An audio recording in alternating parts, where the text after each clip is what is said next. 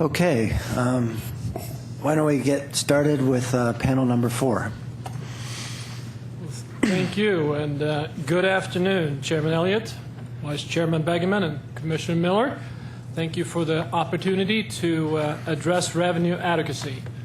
My name is Frederick Eliasson, and I serve as CSX's Chief Financial Officer. I have been with CSX for 20 years. And as CFO, I direct all of CSX's financial activities, and in my prior roles in sales and marketing, I led our efforts across markets that included the industrial, agricultural, and construction sectors of our economy.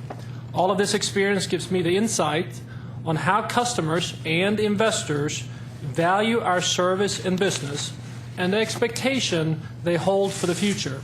That forms my basis for my discussion today. Over the next few minutes, I will provide some insights on the way that we manage our balance sheet to meet these expectations and how we make our reinvestment decisions.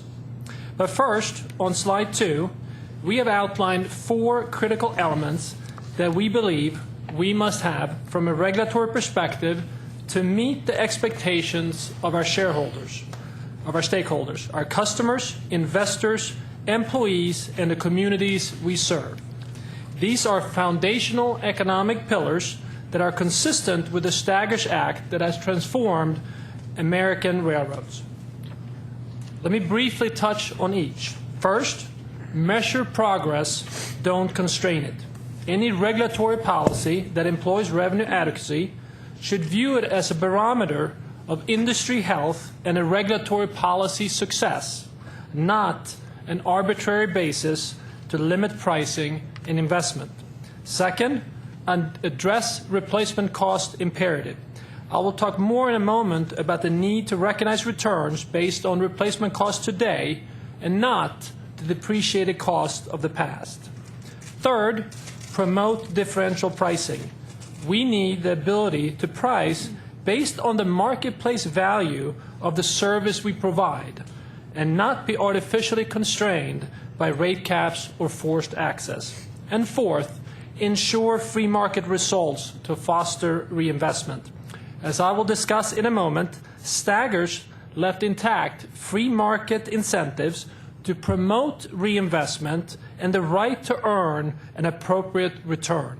U.S. railroads have progressed to where we are today through high levels of sustained investments in our infrastructure that is not only meeting today's freight demand, but it is also being expanded to meet tomorrow's needs. We acknowledge that others might have different perspective on these pillars, but essentially they form the underpinnings of any successful business. Absent any of the 4, we cannot be successful. It is our contention that any sound regulatory policy must incorporate these pillars. If you look on the left on slide 3, you see that the employees of U.S. railroads are the most efficient in the world.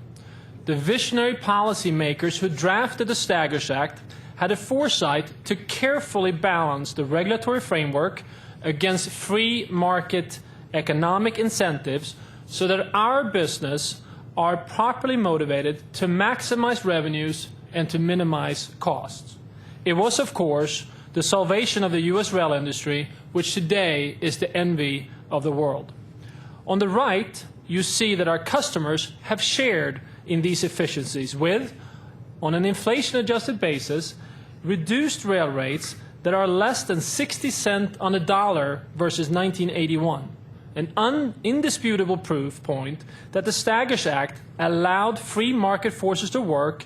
Our customers benefited greatly. For CSX specifically, our vision and core values, referred to on slide 4, focuses on value creation, providing a safe, efficient, and environmentally beneficial means to move freight. CSX must offer benefits superior to those of our competitors in order to attract customers and revenue to our network, and revenues which last year amounted to $12.7 billion. As with any American household, we first pay our bills before we can think about discretionary choices for what is left over. For CSX, it comes down to 3 discretionary options: reinvest in our business, pay dividends to our shareholders, buy back shares to increase the value of the stock held by our shareholders. We do all 3 as part of our balanced cash deployment strategy.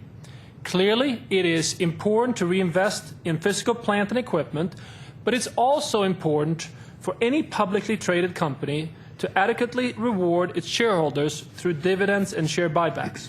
At CSX, like any public company, it is understood that we must earn the right to reinvest in our business. These reinvestments must increase CSX's value proposition and ultimately return a yield to shareholders that is higher than what can be achieved by distributing those earnings directly to them through dividends and share repurchases. Only by increasing the value of our company can we compete for the capital from our investors who have a broad spectrum of investment choices. To further clarify, slide 5 shows how our cash deployment has been allocated over the last 10 years. On the left, you can see that approximately 60% was dedicated to capital investment to both maintain and expand our network to meet the growing demand that we see. Approximately 40% was devoted to shareholder distributions. To put this in context, on the right is the same allocation for the S&P 500 over that same period. Those companies, on average, invest less capital and reward shareholders at a higher rate. As the executive team member for CSX, who regularly meets with institutional investors, it is clear that dividends and share repurchases are critical to the value proposition we provide our investors. Of course, their investment in turn make it possible to keep our network and assets capable of serving our customers and America's freight transportation needs. On slide 6, you see capital expenditures as a percentage of sales by many of our customers and our competitors. Railroads are at the near top of that list, with an average of 17 cents on the dollar dedicated to capital investment. You can see that many of our competitors and customers devote fewer of their revenues to capital investment. In fact, some substantially so than railroads. We all recognize the need to continue to upgrade and expand our transportation infrastructure. Railroads are doing so with our shareholders' capital, reducing the burden on our taxpayers and publicly supported infrastructure.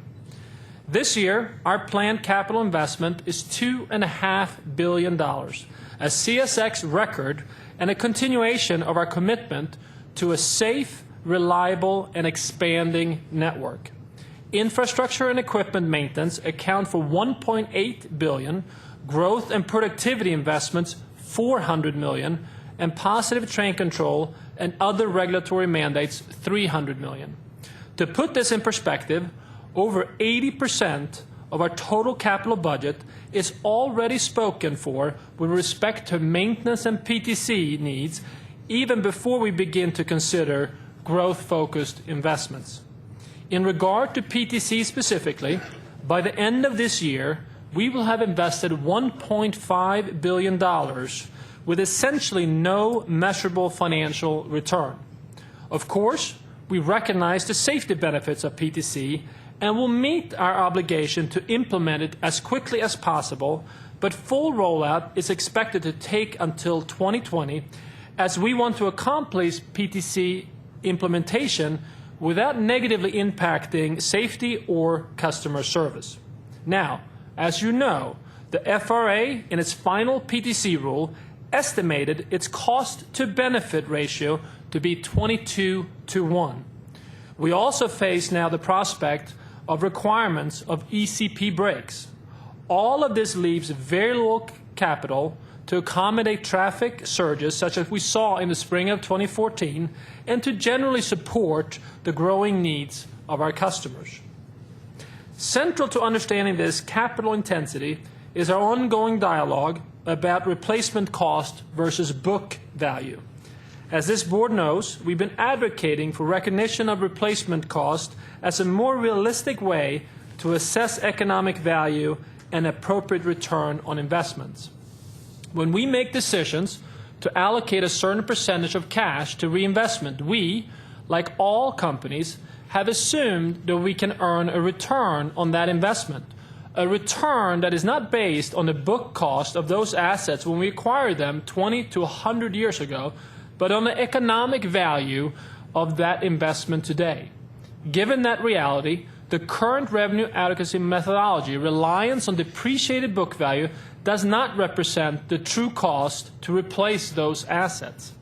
As you can see on slide 8, track replacement cost is approximately 3 times the depreciated cost. Mind you, the 1.1 million per mile we show for track replacement assumes that we are replacing rails on the corridors on which we already operate, without the need to rebuild bridges or acquire additional property along with associated grading cost, all of which would drive that cost higher. It also does not factor in signals or other train control electronics. Average locomotive replacement cost is approximately 4 times the depreciated cost, and freight car replacement cost is approximately 3 times the depreciated cost. It is evident that the difference between replacement cost and depreciated book value is tremendous. To assess our economic value on a depreciated cost basis does not acknowledge our investment realities. The board's assessment of a railroad returns on assets must recognize replacement costs. Here's another view on slide 9 of replacement costs as they pertain to major infrastructure. You may recall that in August of 2005, Hurricane Katrina unleashed a devastating strike on New Orleans and the Gulf Coast. One CSX bridge that was severely damaged was a nearly 2-mile-long Bay St. Louis bridge in Mississippi, which was built in 1967. In 2005, the bridge was on our books for a depreciated value of $2 million. It cost us more than $75 million to replace. We have thousands of bridges of different lengths on our network that will require replacing and upgrading over the next decades. However, the implication of the current methodology is that we should only be allowed to earn a return on the historical cost, which is a fraction of that investment. How is that good economic or public policy? Another project currently under construction is the replacement and expansion of the 3,800-foot-long Virginia Avenue Tunnel just a quarter of a mile or so from here, the first phase of which opened about 130 years ago. The tunnel is essential to the delivery of goods to businesses and consumers here in the district and up on the East Coast. The tunnel has a depreciated value today of $6 million. The investment to replace it with the necessary improvements will be more than $250 million. We are making these investments at a time when our markets are in major transition, with our baseload coal market continuing to erode. We have endured the loss of nearly half of our utility coal volume since 2006, while domestic intermodal volume has grown 65%. The domestic intermodal increase occurred at the same time that truck traffic on our already congested and maintenance-starved highways increased only 20%. That makes a compelling point that rail investments in intermodal are serving a public need. As an example here on slide 11 is CSX's Northwest Ohio Intermodal Terminal, which some of you have visited. The terminal opened in 2011 at a cost of $171 million. Northwest Ohio gives us the ability to bypass Chicago with transcontinental intermodal shipments. It also allows for a hub-and-spoke system that provide cost-efficient service to smaller markets. It has been a great success, and with a growing volume, the terminal was expanded recently at a cost of $40 million. If you cap our returns, investments like these that convert highway traffic to rail and reduce the taxpayer burden of highway maintenance are much, much less likely to occur. To better illustrate this, and excuse me, Mr. Chairman, but with your permission, I'd like to finish with only about 2 or 3 minutes or so. Thank you so much. To better illustrate this, on slide 12, to the left, you see the virtuous cycle of higher returns, which generate higher cash flow, resulting in higher reinvestment. This is illustrated on the right by the overall Class 1 railroad investment in infrastructure and equipment.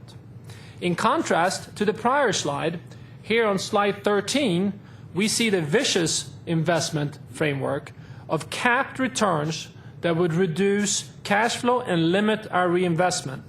The result will be less access to capital, less growth investment, less productivity investment, and fewer resources. Let me put this another way. How much less investment do you want CSX to make? How much less efficiency? How much less reliable service?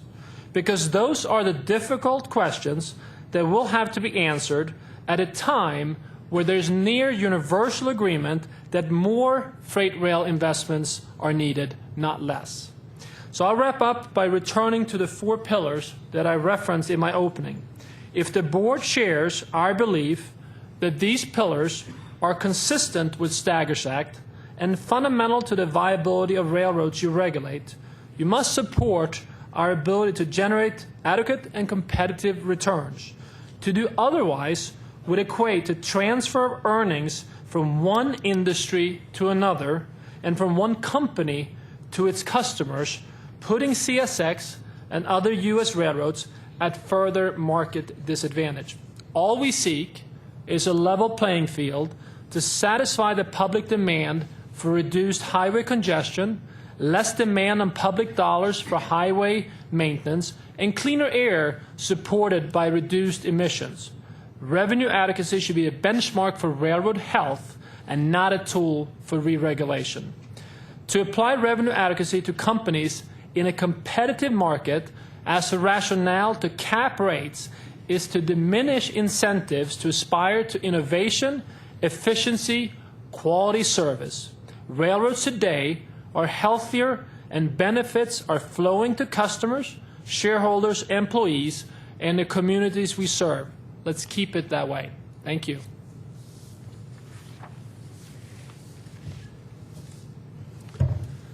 Members of the board, my name is Ray Atkins, and it's my pleasure to appear here today on behalf of Norfolk Southern. I am joined by Professor David Sappington from the University of Florida and Professor Brad Cornell from Caltech. Together, we are here to urge the board to abandon the revenue adequacy constraint that was conceived 30 years ago.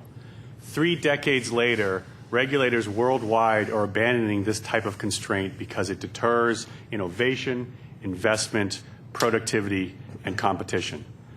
Professor Sappington has been studying this trend and this evolution in economic thinking for the better part of 2 decades, and so he's going to start our presentation by describing his research. Professor Cornell is then going to discuss some of the significant measurement errors in how you calculate revenue adequacy on an annual basis, and how, even if you could correct those deficiencies, a measure of system-wide revenue needs provides no guidance about the rates, the maximum rates that should be charged to an individual customer. And then I'm going to wrap up by talking about how you already have a targeted revenue adequacy test, but one that is narrowly focused on the portions of the network that are used by the complaining customer. So, Professor Sappington. Thank you, Mr. Atkins. Good afternoon, Chairman Elliott, Vice Chairman Begeman, and Commissioner Miller. My name is David Sappington, and I'm a professor of economics and director of the Public Policy Research Center at the University of Florida. And as Mr. Atkins mentioned, my academic career has been devoted to studying issues dealing with regulation, the design of sound regulatory policy, the basic underlying principles, and in particular the implementation of incentive regulation. I've also had the privilege of translating these principles into practice when I served as the chief economist for the Federal Communications Commission in 2001. And since that time, I've had the pleasure of advising and working with both regulators and industry participants on the design of regulatory policy in several industries. I understand that the board is considering whether to implement explicit earnings regulation to ensure that railroads earnings do not exceed what are deemed to be adequate levels. And in the strongest of terms, I'd like to urge the board not to proceed down this path. The board's current regulatory policy is highly commendable on many dimensions and has stimulated substantial improvements in the rail industry. The imposition of additional explicit earnings regulation would stifle innovation in the industry and thereby impede industry performance to the detriment of railroads and shippers alike. And these conclusions reflect both basic economic principles and experience with earnings regulation in other industries around the world. To support my recommendation this afternoon against additional earnings regulation in the freight rail industry, I'd like to first identify the key principles that underlie that recommendation. Then I'd like to briefly review experience with earnings regulation in other industries. And then before concluding, I'll discuss the fallacy of a common myth about earnings regulation and note the implications of this fallacy for the board's current deliberations. So to begin with the key principles of regulatory policy design, perhaps the key principle of policy design, as was discussed this morning, is that regulation should only be imposed where competition fails to adequately discipline industry suppliers. And the reason for this principle is simple. Regulation is costly and unavoidably imperfect. So competition is the preferred source of industry governance whenever competition can adequately discipline incumbent suppliers. A related principle is that in settings where regulation is in fact needed to substitute for the missing competitive discipline, then regulatory policy should be designed to replicate that discipline. So in essence, competition is the ideal regulator, and when the ideal regulator is not available, the best substitute is one that functions much like the ideal regulator would. I believe the board's current policy reflects both of these principles quite well. In particular, the policy allows competition to discipline suppliers of rail freight services where it can do so effectively. And the policy also replicates competitive discipline appropriately where regulatory intervention is deemed to be necessary. Specifically, the board refrains from regulatory intervention when the prices set by the railroads are judged to be sufficiently close to the cost of supplying the services in question. Regulatory intervention is also avoided when railroads and shippers successfully negotiate mutually advantageous contracts. The board's policy also replicates competitive discipline on several important dimensions, including the following two. First, the policy affords railroads and shippers substantial flexibility to fashion mutually desirable terms of trade, just as buyers and sellers do in competitive markets. Second, the policy protects shippers that lack effective competition by restricting prices below the standalone costs of an efficient supplier of the rail services in question. This policy replicates competitive forces because in competitive markets, firms are typically compelled to price at or below the level of their competitors' costs. And by considering the cost of an efficient supplier, this policy can implement even more stringent challenges than a railroad would face in many industry settings. And by restricting the railroad's earnings through the standalone cost or SAC test, rather than through explicit earnings regulation, which limits the maximum earnings a railroad can achieve, the board's policy avoids a primary drawback to such explicit earnings regulation. This drawback is that explicit earnings regulation limits a supplier's incentive to reduce its costs. And the reason is quite simple. This diminished incentive arises because cost reductions will increase earnings, which will trigger price reductions to eliminate these increased earnings. So consequently, under explicit earnings regulation, the regulated supplier receives no reward for reducing costs and so cannot reasonably be expected to focus its efforts on doing so. But this is only one of many important drawbacks to earnings regulation. Additional drawbacks include the following three. First, explicit earnings regulation limits incentives for product innovation and other activities that shippers value highly. This is the case because once a firm has achieved adequate earnings, the firm is denied the opportunity to enhance these earnings, even if it develops and implements new and improved services that shippers value highly. Empirical research documents that strict earnings regulation limits innovation in many industries. The diminished innovation takes several forms, but it includes reduced investment in infrastructure modernization, for example. Second, explicit earnings regulation can create incentives to operate with inefficient production technologies. This can occur, for instance, when earnings are restricted to a specified return on capital investment. In this case, if the allowed return on capital investment exceeds the regulated firm's cost of capital, the firm may have an incentive to undertake excessive capital investment. But it's the alternative possibility that is of even greater concern. In particular, if the allowed return on capital investment is less than the firm's true cost of capital, then the firm will be unable to secure the financing it requires to undertake important capital investment. The resulting underinvestment in critical infrastructure can lead to serious reductions in the level and quality of services delivered to shippers. Third, the implementation of earnings regulation typically is extremely time-consuming and contentious. Determining a firm's cost of capital and measuring earnings both entail many subtleties, particularly when some of the firm's services are subject to regulation and others are not. Thus, explicit earnings regulation can consume considerable regulatory resources, both the board's resources and the resources of shippers and railroads alike, and those resources would be better focused on the marketplace than on the hearing room. Explicit earnings regulation is particularly pernicious when it is applied in asymmetric fashion. And this is the point that Chairman Elliott made this morning at the earlier portion of the hearing. So when earnings regulation precludes earnings above an adequate level, but entails no provisions to increase earnings that fall below this level, a regulated railroad has very little incentive to undertake ventures that involve even limited risk. Because under asymmetric earnings regulation of this form, a successful venture provides no financial reward, whereas an unsuccessful venture imposes financial penalties on the railroad.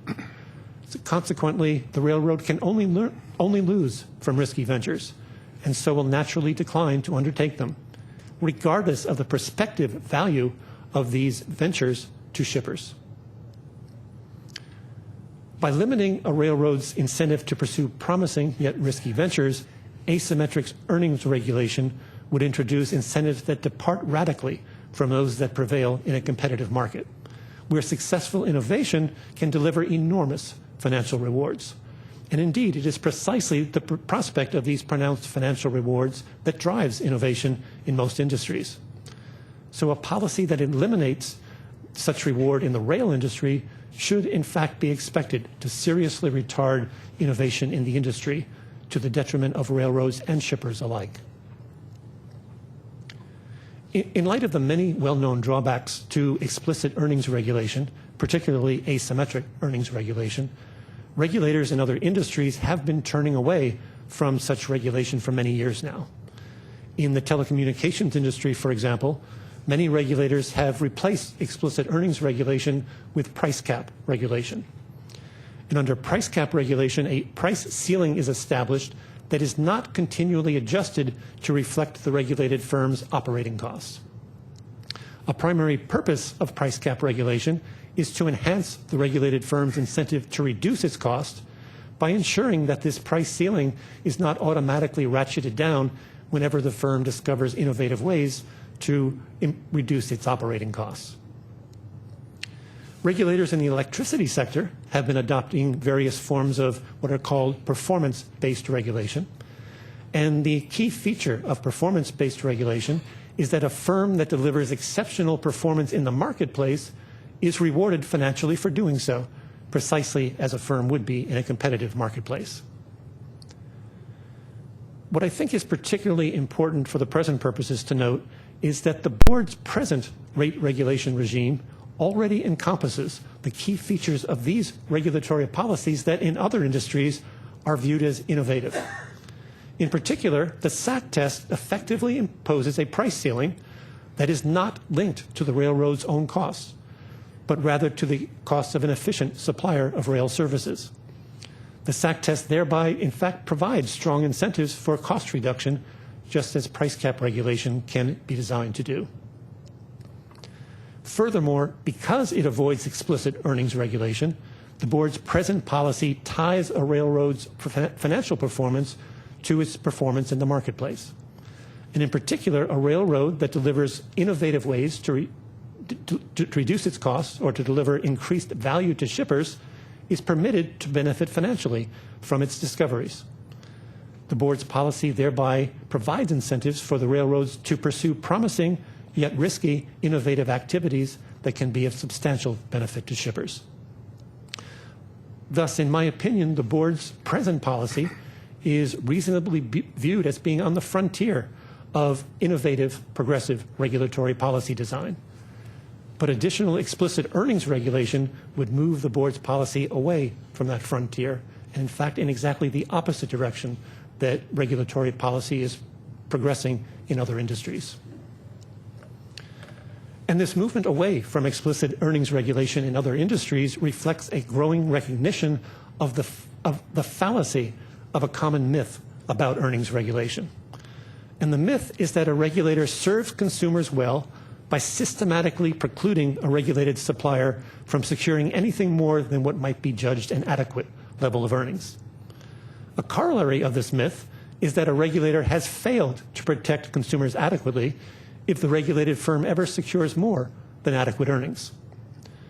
Fortunately, there's a growing recognition that this myth and its corollary are not only false, but in fact fundamentally misguided.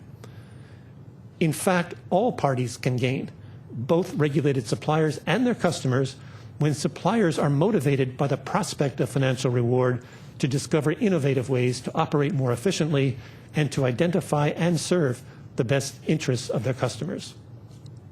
Healthy financial returns can be a sign of effective regulation that has induced innovation, which in turn has delivered highly valued benefits to consumers. So in conclusion, I would like to reiterate my strong recommendation to avoid additional explicit earnings regulation in the freight rail industry. Such explicit earnings regulation entails many well-known drawbacks, and its implementation would stifle innovation in the freight rail industry and would thereby threaten to reverse the substantial progress the industry has experienced since the passage of the Staggers Act. The board's present policy is an enlightened, progressive policy that embodies the key principles of sound regulatory policy design and that reflects recent trends in other industries. And my sincere hope is that the board's future policy will continue to be so enlightened and that the board will resist any pressures it may face to return to the largely discredited regulatory policies of the past. Thank you. Professor Cornell. Thank you for having me here today. My name is Bradford Cornell. I'm a professor of finance at Caltech. And for the last 35 years or so, I've been doing teaching, research, and consulting on practical applications of finance theory, such as the problem of measuring revenue adequacy that you face today.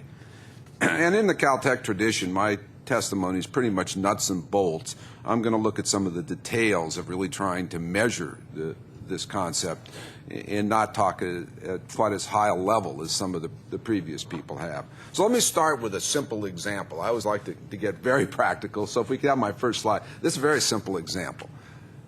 This is a device designed to measure temperature in your garden. It's a standard garden thermometer, and being a bit of a weather nut, I have several of these. And there are two problems with this device as a measurement tool. One is that little tube that is affixed to the plastic tends to slide up and down. And now let's just assume that the tube is slid down a little bit. That means whenever you measure the temperature, it's going to be wrong. So if it slides down, let's say 4 degrees, it's always going to be 4 degrees too low. In statistical terms, that's called systematic bias. And it can be a real problem if you need to know the absolute level of temperature. But there is one benefit. If you only are concerned about a change, if it's always 4 degrees too low, then the change from day to day or month to month is going to be okay. So systematic bias is a problem, but not so much for measuring changes. That's point one with my thermometer. Point two is the device itself is not all that good. the expansion of the liquid in the tube doesn't precisely measure temperature. If any sun gets on it, it's a problem. If any water gets on it, it's a problem. So there's a lot of random variation between what that is reading and what the true temperature is. And in statistics, we call that random measurement error. Now, the reason I bring this up is these two types of errors determine whether or not, or for what purposes you can use a tool. If you put this in your garden and you want to know if it's warmer in Washington, D.C. in July than February, the tool works fine. The measurement error, the systematic bias cancels out, and there's enough change between February and July that you will find that it's warmer in July. But if you took this to a chemist at Caltech and said, I want to use this to measure the precise temperature at which a very specific chemical reaction takes place, the reaction would be, are you crazy? That device is nowhere near accurate enough for that. And the reason I bring this up, to me, it relates to revenue adequacy. Revenue adequacy is a bit like the garden thermometer. If what you're interested in is, are railroads healthier now than they were 10 years ago, or 20 years ago, or 30 years ago, I think it's informative. There are, as I'm going to talk in a moment, there are significant biases and there are significant measurement errors. But if you're looking at changes, the systematic biases tend to cancel out. And if you're looking at long enough times, the measurement error is not too critical. So if the goal is to look at the health over time of the railroad industry, this probably isn't a great measure, but it's not a terrible one. But if you're attempting to use it to measure something very precise, like whether a railroad is revenue adequate at the current point in time, I'm going to argue it's simply not a very good tool. In fact, it's a very bad tool. So let me talk about switch to revenue adequacy now and talk about some of the measurement problems that specifically arise there. And I've listed 4 issues here. The first one is that it fails to measure returns over the lifetime of rail assets. That is, it tends to look year by year, whereas investors, when you make an investment, are concerned with what the returns will be over the entire life. That issue has been discussed by previous witnesses. It's going to be discussed, I think, by future. I'm not going to deal with it today. I just note it as a point. The second is deferred taxes. How do you treat them? Do you take them out of the base when you measure total investment? Remember, the return measure that is used to compare with the cost of capital is a measure of earnings divided by an investment base. And if you take deferred taxes out of the investment base, it's clearly going to affect that ratio. I'll talk about that a little bit more.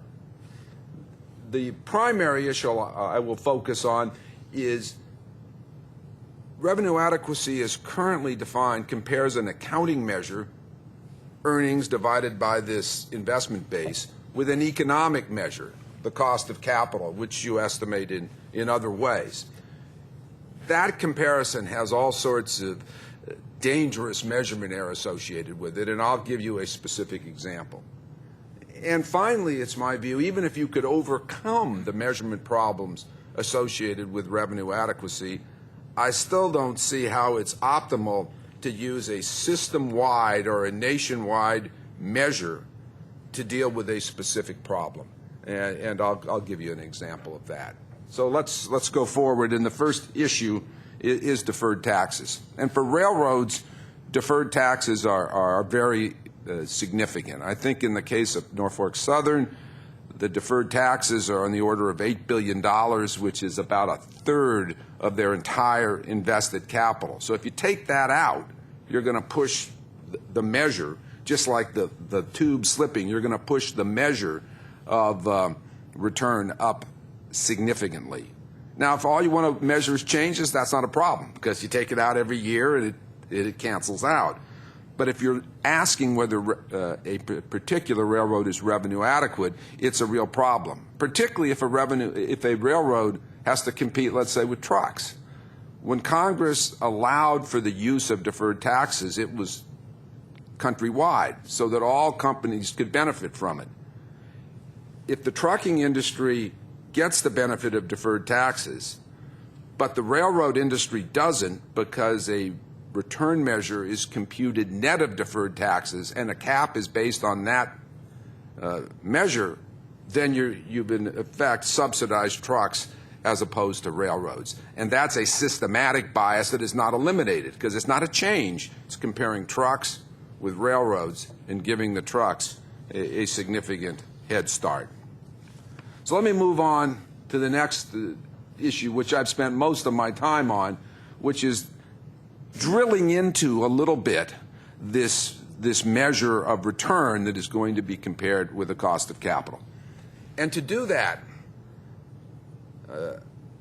I took the step of constructing the simplest example that I could to highlight the real principles that are at work here. So there are no taxes, deferred or otherwise, in this very simple example. And to start, there's only one asset. And finally, the cost of capital is assumed to be known and to be 10%.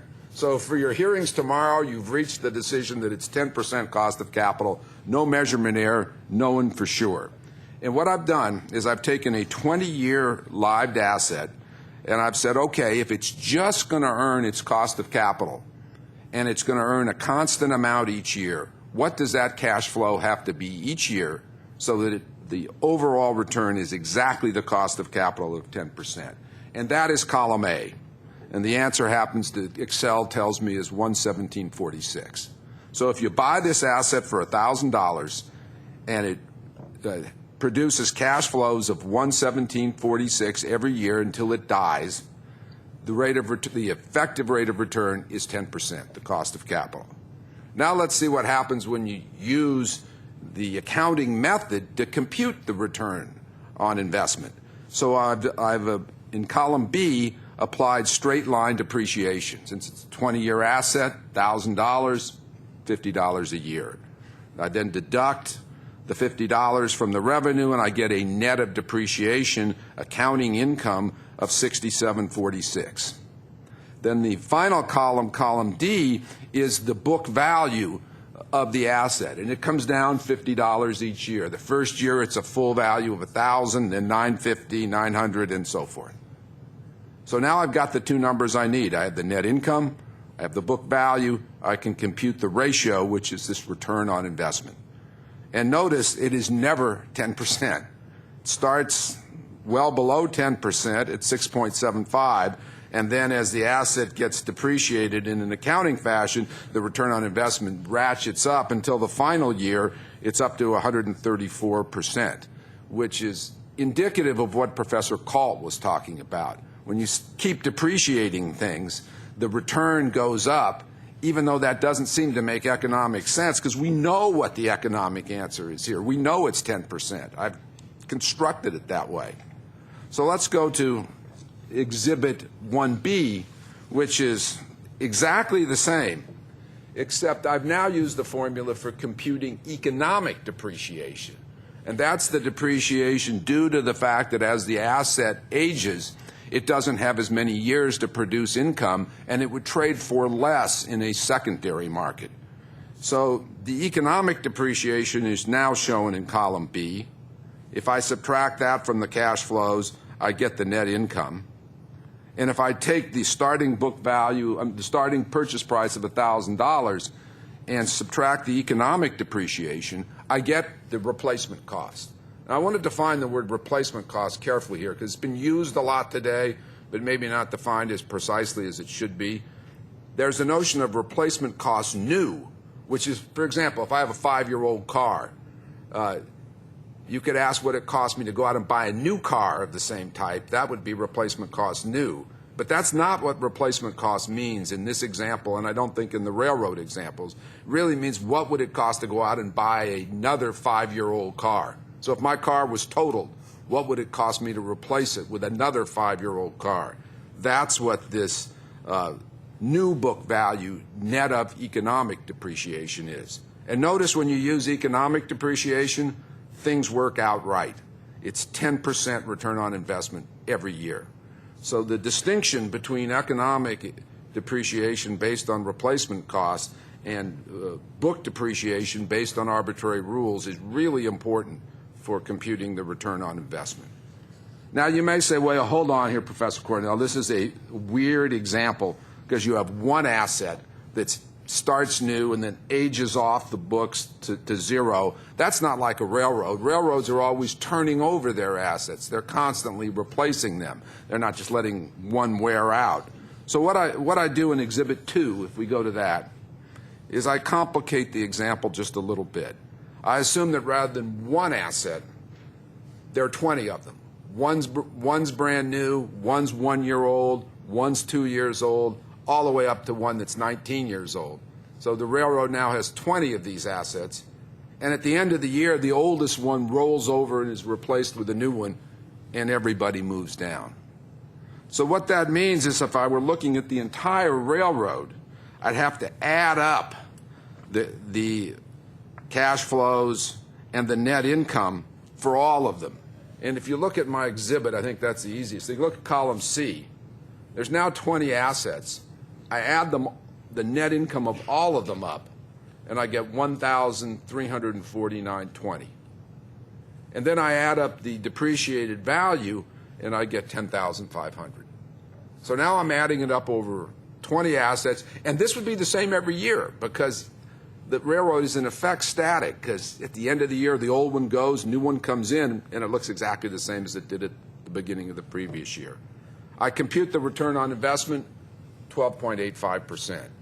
So something that looks like it wouldn't introduce a significant bias, namely this use of accounting depreciation, in fact does. This hypothetical railroad here looks like it's earning significantly in excess of its cost of capital, though we know it isn't because I've constructed it mathematically to just earn the 10%. So if we go to 2B, 2B does exactly the same calculation I did in 1B. It substitutes for accounting depreciation, economic depreciation, and for book value based on accounting, book value based on economic depreciation, which is effectively replacement cost. Not replacement cost new, but replacement cost. I add the numbers up, and now I get exactly a return on investment of 10%. Dr. Cornell, you would say that Exhibit 2B is based on the concept of replacement cost? Yes, absolutely. So my view here is to kind of summarize where I am with respect to the revenue adequacy measure. If your goal is to use it as a tool to just assess the health of the railroad industry over time, I wouldn't change anything because it has been pointed out that it would be more difficult to compute replacement costs, for example, than read an accounting statement and take off book value. And if you're not going to use it for a very precise task, don't do it. Save your money, save your time. However, if you were to say, we want to use this as a thermometer to measure the chemical experiment, we're going to regulate rates based on this measure, then I think you've really got to dig into the measure and deal with the measurement errors, deal with the use of the book accounting, which is inappropriate, deal with the deferred taxes, and there are probably other minor details as well.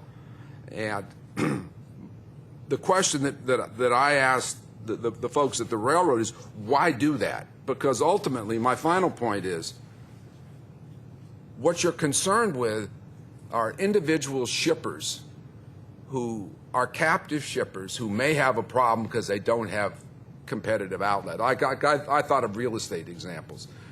For instance, suppose you were concerned with rents being charged to people in the south side of Chicago, and you felt that landlords in that area were exercising undue power and charging unfair rents. Okay, why would you really care on a national average whether rents were fair?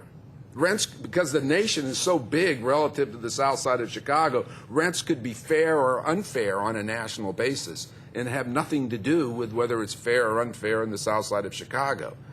So it seems to me that the bottom line here is that as it stands, using a revenue adequacy measure for rate setting is a bit like trying to use a saw for brain surgery. The tool is full of measurement error, which would be difficult and expensive to correct, but would have to be corrected if you wanted to use it to actually measure specifically whether railroads were revenue adequate. And even if you could get there and had this more accurate measure, it's really not the right measure to use anyway. So it seems to me that the appropriate step would be to continue to use revenue adequacy in the way you've used it as a general tool for assessing the health of railroads, and focus your energies on a specific measure for giving the appropriate relief in the cases where that appears to be necessary. So if I can recap, a system-wide revenue adequacy constraint is fraught with perils. Hard lessons from other industries tell us that it can stifle innovation and attempts to improve service. And the logic is very simple. Once a company hits a system-wide revenue constraint, it loses the profit motive to innovate, to improve productivity, or to compete for new lines of business. Any increased earnings would be returned to customers through the revenue adequacy constraint.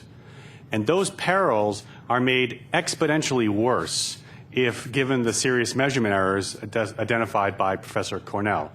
So if you take a discredited approach and apply and use serious measurements with serious flaws, the results are going to be predictable and somewhat tragic. You don't need to travel down this path. The board already has a targeted revenue adequacy test that is sufficient to protect shippers from the unreasonable exercise of market power. It's the SAC and the simplified SAC tests. And the SAC test is the gold standard. It's been judicially affirmed on numerous occasions. It's been codified in the statute. And the courts themselves have recognized on several occasions that SAC is the preferred approach. And several years ago, this board said that the full SAC test, which is designed for larger disputes, and the simplified SAC test, which is designed for smaller disputes, together provide a, quote, critical restraint, end quote, on the pricing or the exercise of market power, but without deterring railroads from making the needed investment to meet the demand for rail transportation.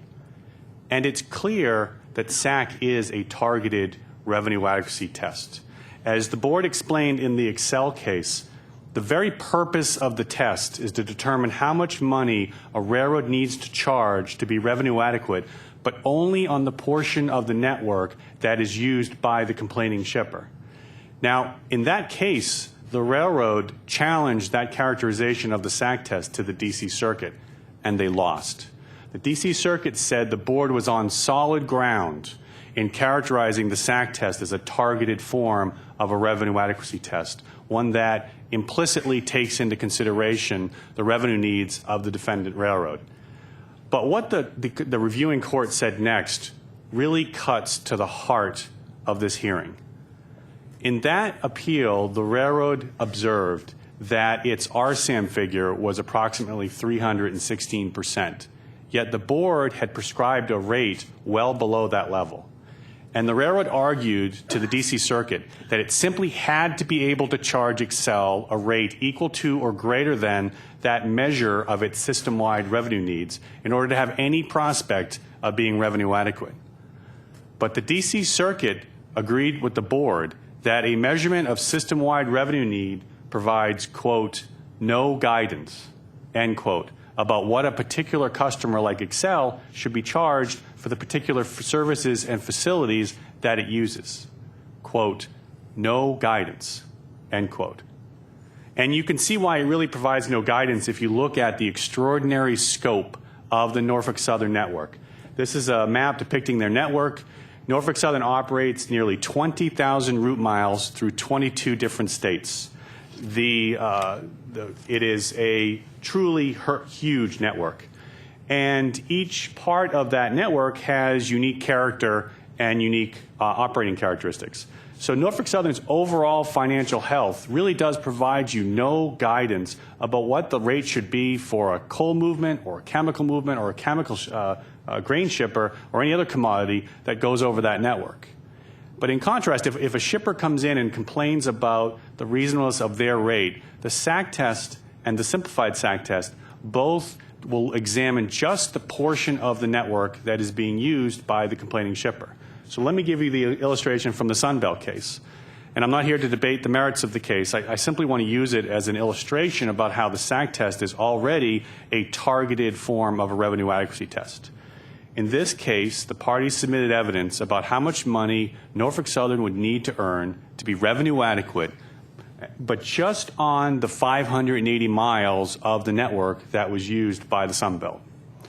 Another illustration would be the Duke case, which was about a decade earlier.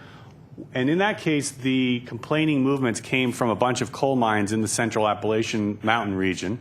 And so the SAC analysis was properly focused on what did Norfolk Southern need to earn to earn adequate revenues on the coal network that was used to serve Duke.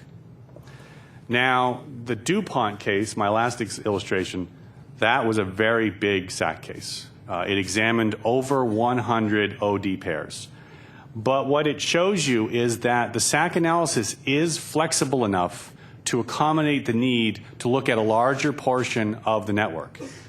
Now, I can appreciate that it may have been a bit daunting for the parties to submit this evidence and for staff and the board to process it. But what that effort showed you was that the rates were reasonable if you look at the replacement cost of the assets deployed to serve DuPont. Now, we can stay on this slide for one moment longer because it also demonstrates how deeply flawed your system, your annual calculation of revenue adequacy is. If Norfolk Southern were truly approaching revenue adequacy on a system-wide basis, then this SAC analysis, which included a huge swath of the Norfolk Southern network, that analysis should have shown that when you look at this core network, that the rate of return was approaching their cost of capital. But that's not what it showed. There is a huge disconnect between what your annual calculations show for Norfolk Southern needs on a system-wide basis and what your SAC analysis demonstrated when you looked at the core part of their network. How can that be? Well, I don't think it's going to surprise anybody that the discrepancy, that disconnect, flowed from the measurement errors identified by Professor Cornell. Your annual calculations are based on historic depreciated book value of assets, many of which have been on the books for decades.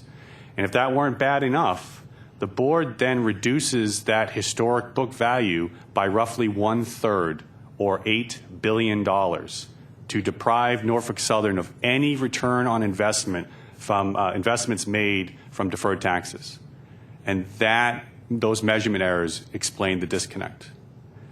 So given the serious measurement errors in your annual calculation and the known perils of rate of return style regulation and the fact that a system-wide measure provides you, quote, no guidance, end quote, about the reasonableness of a particular rate, how do shippers justify imposing this constraint on the railroad industry?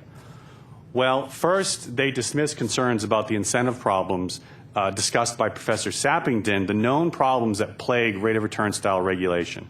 So, for example, Knit League and the American Chemistry Council tell you we're just trying to frighten the board. So they boldly declare that, quote, no one is arguing that to the extent that increased financial returns to the railroad industry result from increased returns in competitive markets, that those returns should be taken from the railroads, end quote. Hogwash. That is exactly what is being proposed. Knit League and ACC are advocating a rebate approach.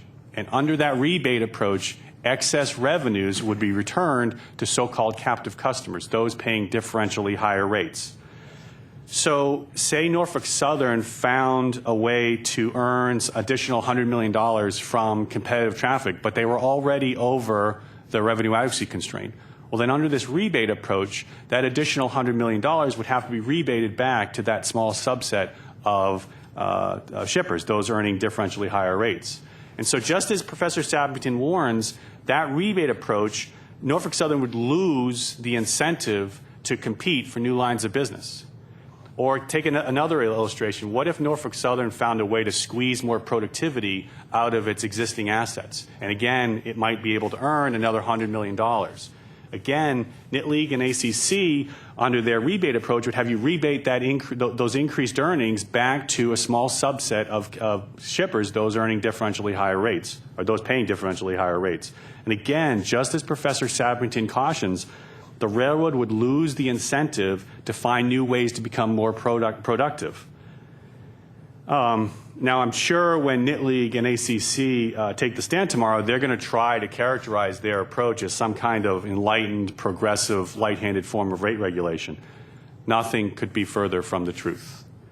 If you have a bird that walks like a duck and it swims like a duck and it quacks like a duck, then we should just go ahead and call that bird a duck. Knit League's rebate approach is classic rate of return style regulation with all the pitfalls and all the perils. Now, Western Coal Traffic League makes a similar point to Knit League that you heard this morning about how the railroads are dramatically exaggerating the incentive problems. And to give Western Coal Traffic League some credit, they're the only customers who are not in here actually advocating some kind of rebate approach. But they're advocating instead a system-wide rate freeze on all captive traffic above a certain threshold once you become revenue adequate. But that has its own kinds of ugly incentive problems. And Professor Kalt already cautioned you about the problems associated with rate freezes and with the quote from Milton Friedman. But what I'd like to do is focus on a hidden feature of their proposal that I want to make sure that you're aware of. Western Coal Traffic League wants to make sure that their approach applies to contract traffic. So when they say that when a movement comes off contract, this rate freeze should still apply. And that is going to sharply discourage anyone from entering into contracts once you hit a system-wide revenue adequacy and you're subject to that constraint. Because why would a railroad agree to provide a lower rate, maybe in exchange for some consideration from the customer, if they know when it comes off contract, they're not going to be able to return it to the previous level? These contracts are in place sometimes for decades, and the prospect that there would be a rate freeze on contract traffic just because of their overall system-wide performance is really going to discourage contracting, which is at the heart of many of the board statements about what it wants to encourage. Now, the other thing that parties do is they dismiss any reservations about internal cross subsidies. So if you impose a rate cap on Norfolk Southern, you're going to create a web of cross subsidies all over their network. Shippers located on light density lines are going to be subsidized by other customers. Shippers located in corridors that are complicated to operate or over difficult terrain like the Central Appalachian region are going to be cross subsidized. Chairman Elliott, I notice my time's expired. It may take me a few moments longer to get through my. Thank you. Now, most just ignore these problems. But Western Coal Traffic League goes further and asks you to set aside the prohibition against cross subsidies once a railroad is earning is revenue adequate on a system-wide basis. But the principle that a customer should pay for the facilities it uses and not try to shift those costs to another customer is sound, whether or not the railroad is revenue adequate on a system-wide basis. And third, shippers dismiss the need to use current replacement costs, as discussed by Professor Cornell and as Professor Kalt spoke about with his apartment complex illustration. Now, according to Western Coal Traffic League, the proper comparison should be to rent control policies. So in their pleadings, they are urging you to forego current market values in favor of historic book values so their members can enjoy subsidized rail service. Rent control policies cannot possibly be the right analogy. The right public policy is clearly set forth by a remarkable group of 50 leading economists, including 2 Nobel laureates, who all urged the ICC to use replacement costs. And I hope, Commissioner Miller, that you'll offer us a chance to answer some Q&A about why there were so many luminaries, including Professor Smolensky from MIT, who signed that statement in support of using replacement costs. Finally, shippers complain that SAC is broken. And I can appreciate that you have reservations about the full SAC test. It's expensive, it's complicated, but it's well suited when you have millions of dollars in dispute. Norfolk Southern is worried, however, that you're being urged to adopt or embrace simple solutions over the right solution. They want you to embrace simplicity but sacrifice economic soundness and precision. Where there's a clear market failure, Congress entrusted you with a very challenging task. In those circumstances, this small agency is supposed to override the marketplace and dictate the maximum lawful rate that a carrier can charge. That is not and easy problem, and there is no easy solution. Moreover, when you're being asked to transfer millions of dollars from a customer to the railroad, we think it's important that you get it right. But what about the simplified SAC model? It's fast, it's simple, and over the railroad's objections, you impose most of the data burden on the railroads and now provide unlimited relief. Because when you think about it, the heart of everyone's criticisms about the full SAC analysis, full SAC is the need to construct a hypothetical railroad. And honestly, that's a difficult concept to explain to lay people about why would they need to construct a hypothetical railroad. But under the simplified SAC analysis, they don't need to do that.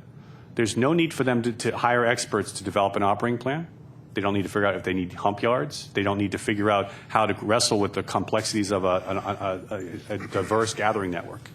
They don't need to fight about how many computers their hypothetical railroad is going to need for their fictional IT department, or how many executives they're going to have to hire and at what compensation. But if I were a genie and I could rub a magic lantern and I could deliver for you a model that perfectly and painlessly simulated the rate that would exist in a perfectly contestable marketplace, one without any barriers to entry, the shippers would still object. Those are not the reasonable rates that they're looking for. Instead, they're asking you to hearken back to the bad old days and impose on the industry a discredited form of rate regulation. Norfolk Southern urges the board to resist those requests. Rate of return style regulation is discredited because it stifles innovation, productivity, and investment. You already have a targeted revenue adequacy test in the simplified SAC and SAC models that targets just the portion of the network used by the shipper. You have serious measurement flaws in your annual calculation that will be difficult to fix. And even if you somehow correct them, as the DC Circuit correctly noted, a measurement of system-wide needs provides you, quote, no guidance, end quote, about the reasonableness of a particular rate. So no matter how difficult or politically unpalatable it may seem, Norfolk Southern strongly urges you to abandon the concept of a system-wide revenue adequacy constraint that rests on the historic depreciated book value of assets. Thank you. Thank you very much. Deb? So, Mr. Atkins, one of the things that's been emphasized today, both from the economist and from yourself, is that you can't use the system-wide average of revenue adequacy to set rates. And certainly from the shipper groups, they've recommended multiple approaches. But I guess my question is, can you use system-wide revenue adequacy to create a trigger? Is it not appropriate for the board to look at system-wide revenue adequacy, and when railroads reach that trigger, then to look at whether or not you regulate rates for captive shippers in a different way? Not set them based on that revenue adequacy, but use a different process once they've reached that point. Right. Well, clearly we don't think it's appropriate to use it to regulate. So the question is really, should you use it as a target to change the rate regime that you've had in place for the last 30 years? And I'll tell you the analogy that comes to mind. The answer is no. We don't think it's sufficiently precise, and frankly, we don't see why you should be concerned that a railroad is earning in excess of its cost of capital, given that 80% of traffic is competitive. So that's going to be the portion of their network that is driving those improved earnings. But I'll give you my simple analogy, and if it works, it works, and if it doesn't, it doesn't. Is, if you go into a doctor and you have a patient who is in poor health, the doctor will tell that patient to eat well and exercise. And you know what will happen over the course of time is that patient will rebound. Their health will improve. But if you go back into the doctor and the doctor takes some measurements and says, look, your blood pressure is back to normal, we think you've achieved this state of real, genuine health, they don't then use that as a trigger to say, well, stop eating well and stop exercising. If you have in place solid regulatory policies that are sound, that are based on the principles that Professor Sappington has spoken to, then using it as a trigger to change those policies just does not make a great deal of sense. If I might just follow up on the point, I think your question is an excellent one, and it isn't totally apparent that, but it's a critical point that if you use overall revenue adequacy as a target to start changing rates on just the captive shippers, for example, you really are doing system-wide rate of return regulation. You're saying to the railroads, if you earn a substantial amount of profit or perform well financially on your unregulated services, we're going to punish you for that and make you charge less on your other regulated services. So if you use it as a trigger or use it explicitly to set rates, either way, you're giving the wrong signals to the railroads by telling them if you succeed, you're going to be punished for your success. And that's not what you want to do in order to motivate good performance in the industry. Well, perhaps there's something here I'm not fully understanding, and that's very possible when we're talking about economics and finance. But it seems, as I've been trying to understand these issues, that one, when you look at the concept of revenue adequacy and whether it does or doesn't create a trigger, you're not doing that to say railroads can't earn more than their rate of return across their system. You're doing it to say when they've reached that point, do we need to look differently at how they're charging their captive shippers who have no competitive options? And, you know, throughout the course of the hearings today, I've heard a lot of things that would clearly convince me one has to be very careful about broadly regulating an industry or using, you know, rate of return to set a cap. And, you know, I get all of that and completely agree. But what I keep coming back to is using it as a way to, in a much more surgical way, look at a very small piece of the industry that is still under our regulation. And particularly for, you know, those of you who are in academia, you know, I would just really like to understand these issues a little bit better. And it feels sometimes like the answers are broad brush. You know, they apply to the whole broad concept of regulation, not to an appropriate level of regulation to a very small section of the industry. Well, let me just give one specific thing, then I'll turn it over to Dave. If you do want to use this measure as a trigger, then you really do have to improve the measure.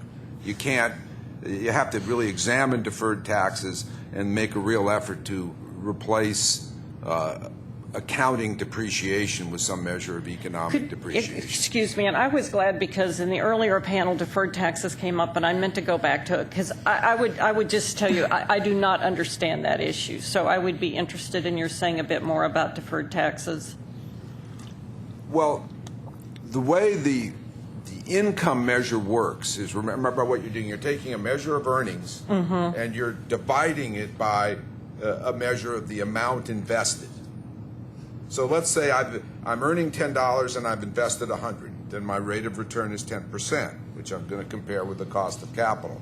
Now the question is, how much have I invested? What is the $100?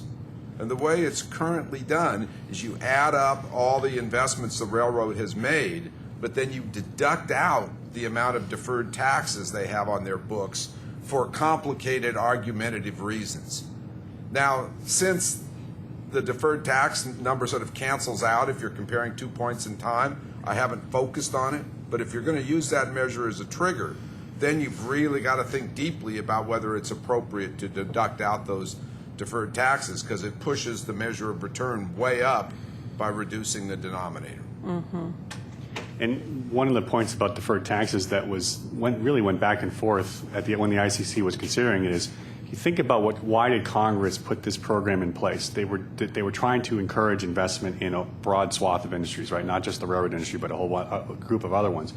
And by denying the railroads the ability to earn a return on investments that they make from those deferred taxes, you're basically cutting in half the benefits. They still get the immediate tax benefits of deferred taxes. They're not going to relinquish them. Should send a shudder through the heart of the CFO.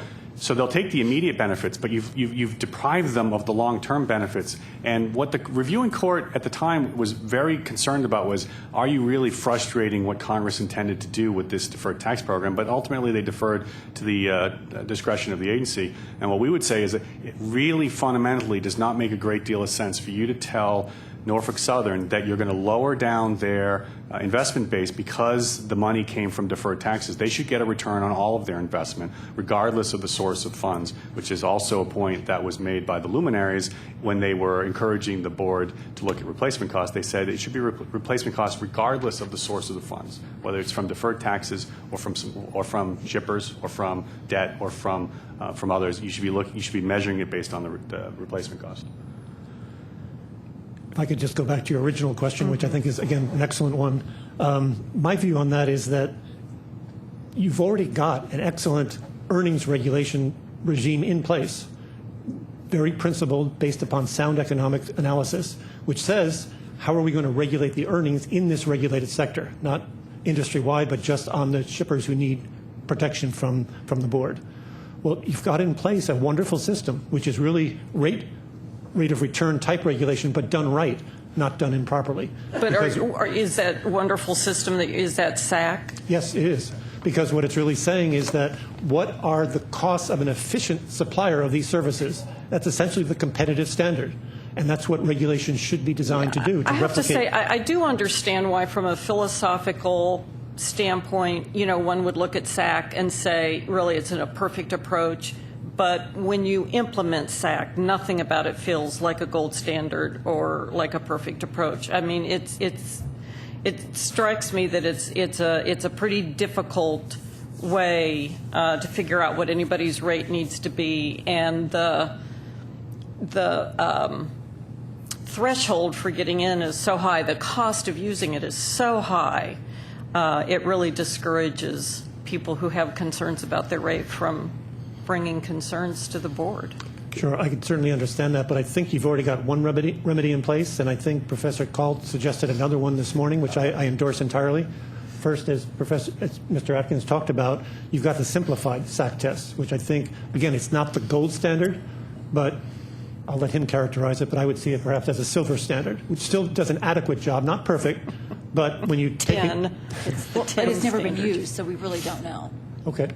But it seems to me in principle, and again, Mr. Atkins can speak to this more than I can, but this seems to be a reasonable alternative to consider if, again, you believe that the SAC standard is the appropriate standard, which I do, but if that's too costly to implement perfectly, you look for ways to do it reasonably well, if not perfectly.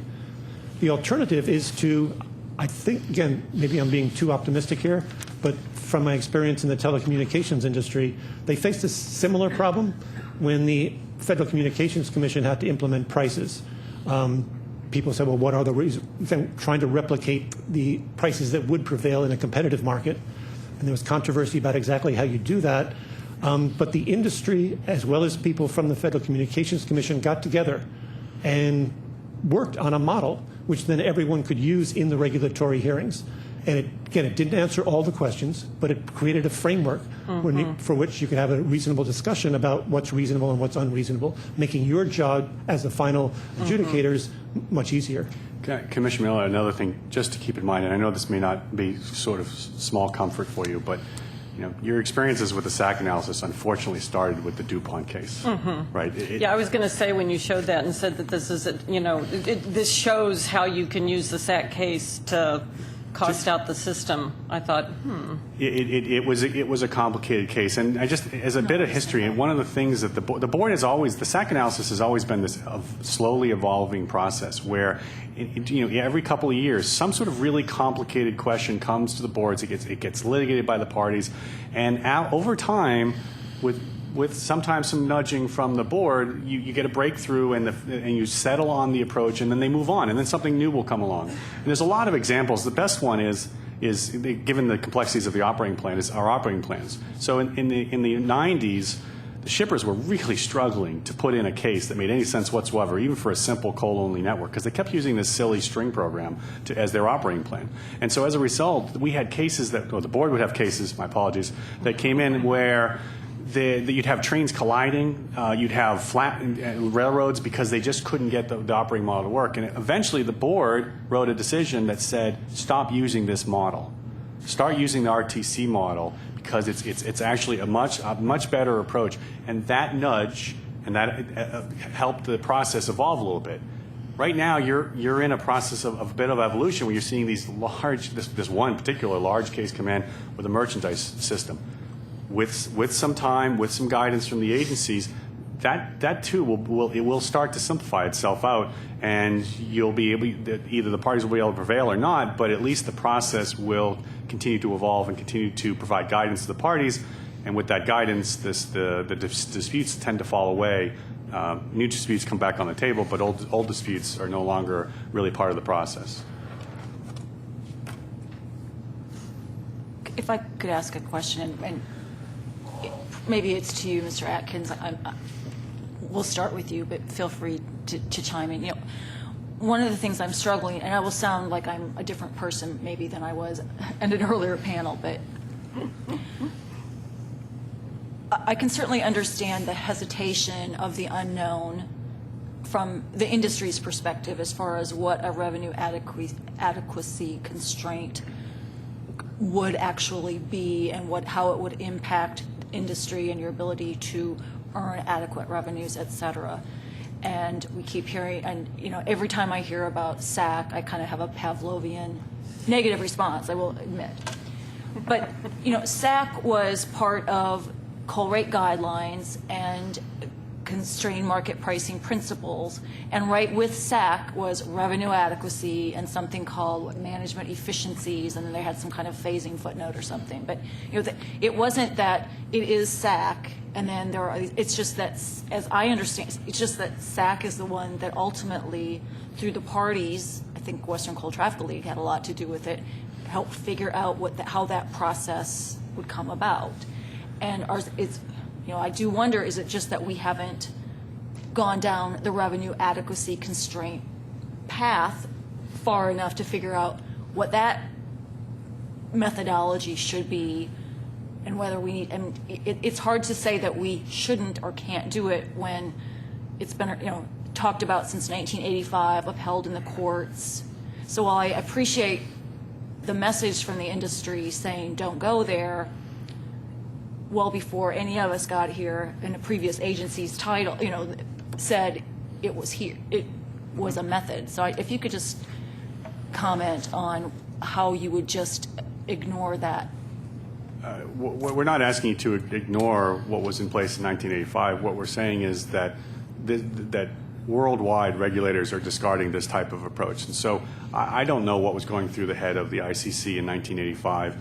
There's a lot of information on the record about how even in the notice of proposed rulemaking, it doesn't look anything like the revenue adequacy constraint that you're hearing talked about today. But let's put aside what was or was not on the minds of the agency in 1985. The economic theory has evolved. Professor Sampkin spoke to you about there was this myth that regulators really believed that you were serving the public interest by putting a hard constraint on the overall revenues that a regulated entity could earn. But what they experienced, the empirical evidence and the experience in other industries, was it has really bad side effects. It discourages innovation, it discourages competition, it discourages productivity. And so they moved away from that approach to more progressive approaches that look a lot like the SAC model or the simplified SAC model. So we're here today urging you to abandon it, not because of what was said in 1985, but because of the lessons that other industries learned who were put under that type of constraint. And we don't want to have you place the constraint on the industry, then wait to see the negative consequences rear their ugly heads, and then come to the agency and say, now it's time to get rid of it. We feel that you should learn from those prior mistakes and the evolution in the thinking and get rid of it now. As I mentioned in my testimony, just to supplement what Mr. Atkins had to say, is that around the 1980 period in the telecommunications industry, for example, all 50 states, they have their own state regulators of telecommunication services. In all 50 states, they employed rate of return regulation. And today, almost none use rate of return regulation. So there has been this fundamental shift in understanding of how regulation works and how it should be designed. And so just as Mr. Atkins said, it's hard to understand exactly what the rationale was for those statements back in the Staggers Act. But certainly academic thinking, the principles of regulation have changed dramatically since then. And so perhaps what they had, even if they did intend to think about rate of return type regulation in this industry, that thought is no longer would be well received by students of regulatory policy. But the statute hasn't changed to keep up with. Well, the statute hasn't changed, but there's nothing in the statute that directed you to the agency to impose a system-wide constraint. No, but with respect to like the concept of differential pricing Right. and. Right. The statute hasn't. Clearly, the statute hasn't changed, but we do think that you should avoid going down a path and using a discredited approach. And it bears mentioning again, using a discredited approach that rests on these flawed measurement errors. Just compounding the two together just doesn't seem like the right policy. If you have reservations about the SAC model, then focus our attentions on trying to grapple with those. I understand you've already had some outside experts come in and try to help you improve the internal process. Well, nobody's suggesting there isn't room to improve upon it, but what they want is for you to stay on solid economic foundation and not go back to using approaches that we already know what the consequences of imposing those on the industry are going to be. You just used the term a system-wide constraint. Yeah. And why do you call it a system-wide constraint? Okay, so from my perspective, I see two categories of proposals that are before you today. You haven't actually heard the worst one yet. Western Coal Traffic League started. The worst one are the rebate proposals. So it's NITLEAG's proposal and it's the ACC's proposal, where they're going to rebate to the 20% based on the overall financial health of the industry. That's an overall constraint. The revenues that are generated from the 80% are going to affect how much rebate you give back to the 20%. The fact that you're only giving it back to 20% or 10% or 5%, doesn't matter how small the number of shippers are that you're returning the money to, you're tying directly the performance of the railroad in this competitive marketplace to what you will let them charge their so-called captive traffic. That's a system-wide constraint. That's a different approach than what Western Coal Traffic you heard about first thing in the morning. They said up front they're not putting an overall constraint on the railroads. That approach has a whole different set of incentive problems. And we can talk about them some more if you'd like to, but that's not the one that we're referring to when we say you're going to impose a system-wide rate cap on the industry. So even if you're not regulating the prices in the competitive sector, you are regulating earnings there. So in that sense, you are regulating the entire industry rather than just focusing it on the captive shippers. But why do you say you're regulating earnings? Because you're not restricting earnings. Well, you would be, as I understand the proposal that's been made, to rebate the earnings above adequate levels to reduce the prices in the regulated sector. That is, in my view, regulating earnings in the entire sector, which, in my view, I think is a real recipe for disaster, because you've got, at a minimum, 80% of the system functioning very well by essentially deregulating the industry, which has led to these wonderful gains. And now to think about going back and either directly or indirectly regulating all elements of the industry would just be a real disaster.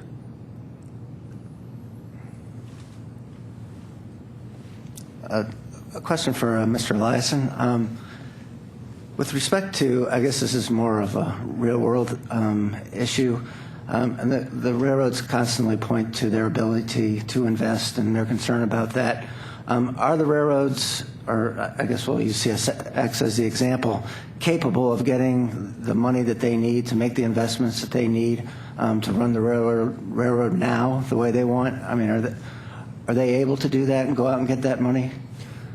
We are, and the reason we are is because of the fact that if you look at our ability to earn a good return on the incremental spending that we do right now, so the $2.5 billion that we are spending this year, we have the ability to earn a return above our cost of capital of that. If you change that paradigm, if you say that you can only earn X plus 1, then that will change.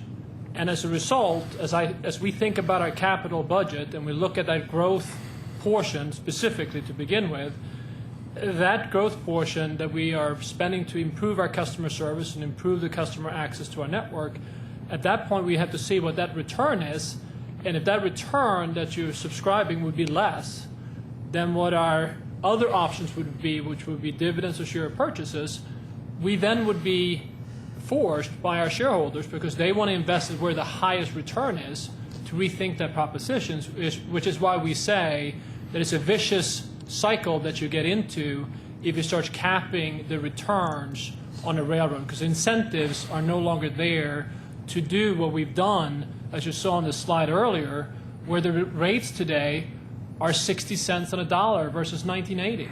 And the irony is that the three customer groups that generally are here to complain the most about what we do as an industry have raised the rate 3 times as much as we have. And yet we're here trying to find an avenue to transfer earnings from us to them, partly because there's an outlet for that, that discussion that otherwise wouldn't exist. So yes, if you cap the returns on our incremental investments, we would go to a bad place. We're not there today, and our investors are looking at the prospects of continuing to improve our returns, and that's why we get access to capital. If that changes, things will change in terms of the investment decisions that we're making. Do you mind if I ask a question? For the board's annual determination of revenue adequacy, which CSX has not been on that list to be revenue adequate based on the board's determination, does that mean anything to you? Like when you get, or when you read the board's annual determination, and do you just glance at it, or does it have any true meaning to whether or not you're revenue adequate according to us or not? In terms of the capital decisions that we make today within the framework that exists today, that is not as relevant. But the threat of actually having something happen, if we become it, does enter into our mind as we make investment decisions that are long-term in nature. But right now what we focus on, if I go out for 2016 and we allocate a capital budget of, let's say, $2.5 billion, if we think that that return is not going to be there, we can't with good conscience put as much money into the capital. But specific to the revenue adequacy, right now, the way that we understand the rules of the game, it is not something that is in the forefront as we focus on, as we decide our investment choices. Thank you. I've asked this question before, or it's been asked, but with respect to the TRB report, and this is probably for the economists, there's a lot of strong criticism that we heard about the SAC test. There was another proposal with respect to rate comparison, and I just wanted to hear your thoughts on their suggestions in that, what was a neutral study. And maybe I can just first take kind Sure. of, and I didn't mean to leave you out. Well, I feel neglected, but and I'm not an expert on it, but I've heard this come up earlier today about comparisons, and maybe that's a way to address it. Having been in sales and marketing, and having had DuPont and other people as my customers, being vice president of chemicals for a period of time, that makes me very, very concerned, because we constantly try to get traffic off the highway system. We constantly try to grow our business by taking our competitors' traffic. Okay. Now, when we do that, if I go after a business that, let's say, has a $1,500 revenue per carload, because that is the rate that is required to get it onto my system, and that I have traffic over here that I'm charging $2,500 because of efficiencies or because of the fact that the network is only populated by one customer, in that comparative analysis, I'm going to be penalized for going after that $1,500 carload. And we are going to have incentives that then are perverse for us.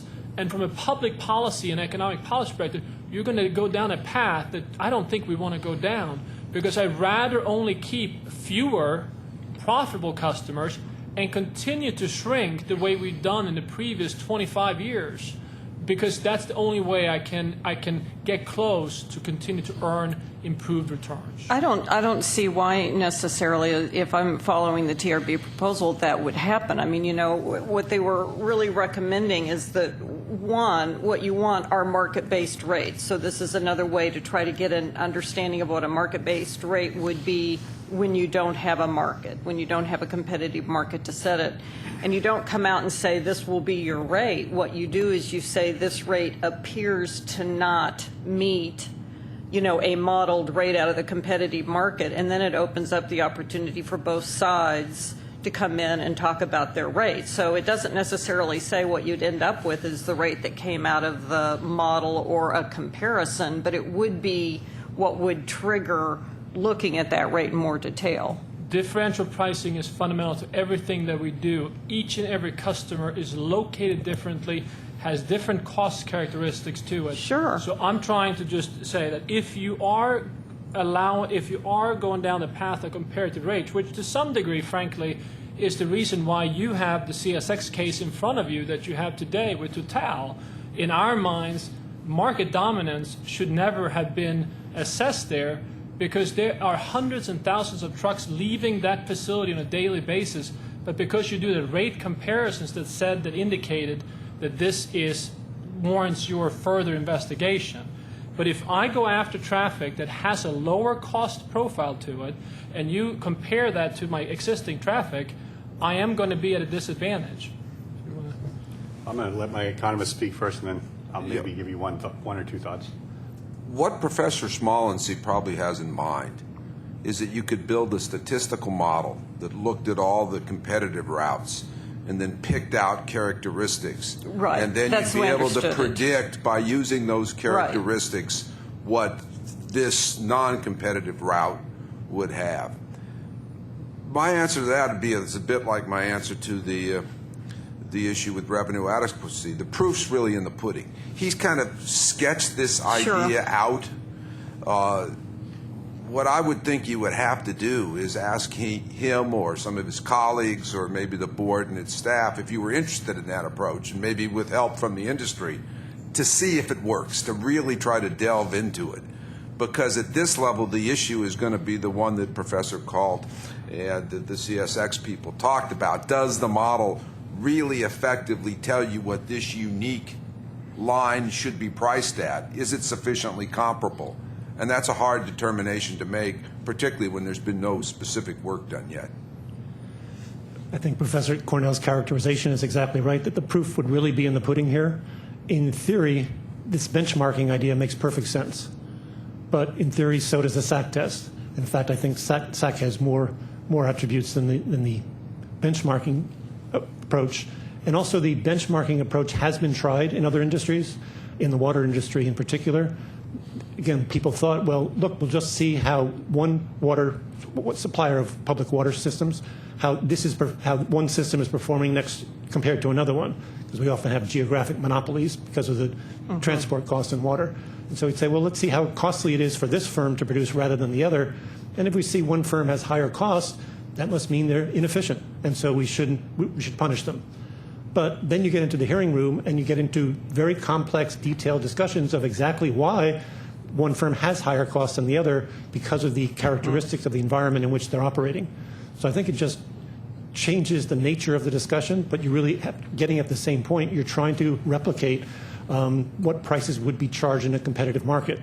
And you just have two possible benchmarks, both of which have, in theory, potential attributes.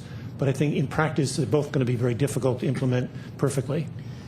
Commissioner Miller, if I could just offer you a couple of my observations about that report. And maybe, I'm not sure if we are seeing it quite the same way or not, but I think we might be. You can break that report into three components. The majority of the report talks about how there are better ways to assess whether or not you should even be able to get into the board than using 180% of IRCs. Right. Okay. I characterize that as about 80% of their report, where they talk about how IRCs has got serious problems. 180 is an arbitrary number. I don't think there's a person in the room that would disagree with you. That was a congressional compromise in 1980, and there's really not much that you can do about it. But it's an interesting part of their analysis where they would do this benchmark look to see how far out in the tail are you. There's also a part of it that says that you shouldn't do revenue adequacy, which obviously we don't disagree with. The middle part So you of have it. to take the good with the bad, Ray. No, I'm sorry. I'm not going to do that, because the middle part of it is bare, and the middle part of it is, well, okay. Once I've decided I've got a better way of you coming in the door, how are we going to resolve this? I'm going to put basically you in a room with an arbitrator, both sides makes arguments, and the arbitrator just picks a number. That's not a meaningful way to decide whether the rate is reasonable or not. You have to have a standard. I don't, whatever the standard is, you can't just say arbitration is the standard. Arbitration is a process. It's a simplified process. It's not the standard that you apply. What would you tell the arbitrator? If the arbitrator is sitting in the room, a well-grounded, you'd say, okay, the parties get to submit evidence about what the reasonable rate is. How does he pick, or her? So it's lacking the heart of it. And then if you look at their criticism of SAC, to be honest, that's also lacking. It's remarkable that report doesn't even mention any of the literature about the SAC test. It doesn't discuss Baumel's work or Panzer's work or Willig's work. When you look at up front who they spoke to, they didn't speak to a single railroad or a single railroad expert. Now, I think, unfortunately, when you don't talk to, I think you can appreciate this, when you don't talk to everybody and you don't listen to everybody about a particular issue, you're likely to end up maybe going in the wrong direction. And I just found that aspect of their report thin, lacking, and it just didn't seem to justify setting aside SAC, which so many economists have said over the years is a robust way of trying to determine the maximum lawful rate. Yeah, I would agree entirely. I do believe they pointed out some potential flaws or problems in using the SAC test, but they didn't, in my view, seem to fully appreciate the sound principles on which the SAC test is based. And again, in my view, the basic principle that you need to keep in mind when designing good regulatory policy is that you're trying to replicate the discipline of a competitive market. And that's precisely what the SAC test does. So just because it is hard to implement or because it has some minor flaws doesn't mean you throw it out. It means you try to work with it and improve it. But again, I think that is giving you the overriding correct principle on which to base your regulatory policy. And Commissioner Miller, I know that they didn't propose a benchmark approach, but all of the points that Frederick made about how appallingly bad it would be and the disincentives it creates, keep those in mind as you listen today, because one of the proposals from Knit League and ACC is once you're revenue adequate, they would propose a benchmark approach. So they would try to gauge the reasonableness of the rate based on the deal that CSXT cut in order to keep another traffic on the system, and that guts demand-based differential pricing. I mean, if there's anything fundamental about the railroad industry, it's the need for them to engage in demand-based differential pricing. You can't gauge the reasonableness of the rate for somebody who's got competitive alternatives and say that's the rate that you need to charge everybody. Then you have no more demand-based differential pricing, and there is no recovery of the fixed and common costs needed to support the network, which I think is the basic point that CSXT was making. So it doesn't necessarily apply to the TRB report, because I don't think they were advocating a standard, and that's the problem with it. There wasn't one. But keep it in mind as you hear about a benchmarking approach with some of your future panelists. Thank you very much. Thank you.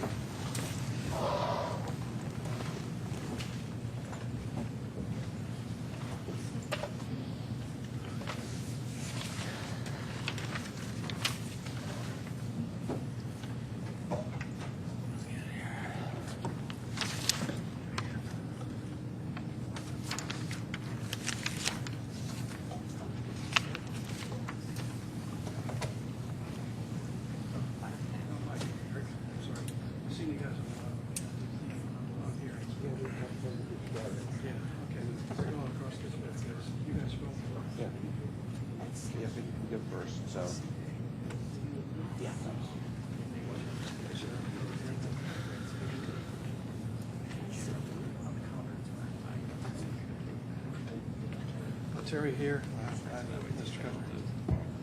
Mr. Falk is not here. My name's Lee.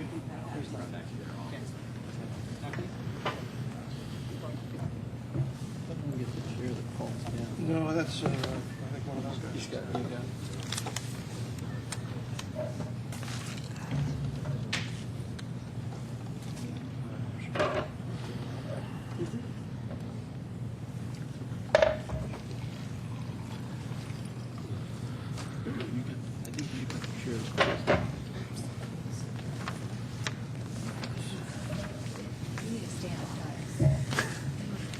I'll get one of those working stations for you.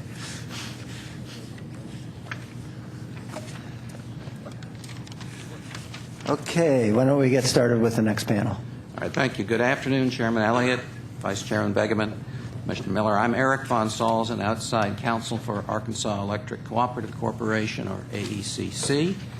I'm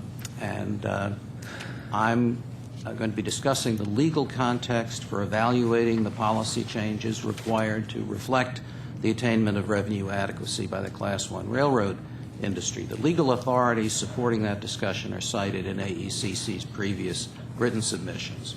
With me is Michael Nelson, AECC's transportation consultant, who will then discuss the economic context for the specific policies and practices the board should adopt to recognize this new reality in the railroad industry.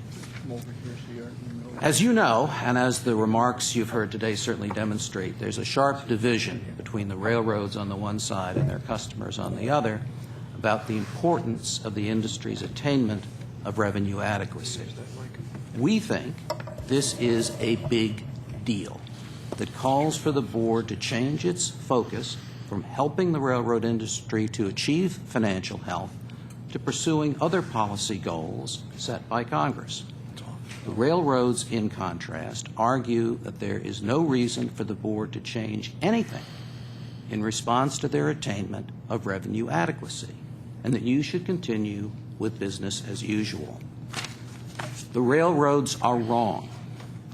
In the Staggers Act, Congress directed the ICC and later this board to make adequate and continuing effort to assist rail carriers in attaining revenue adequacy. That's what you, and before you the ICC, have been doing for 3.5 decades, and you have succeeded.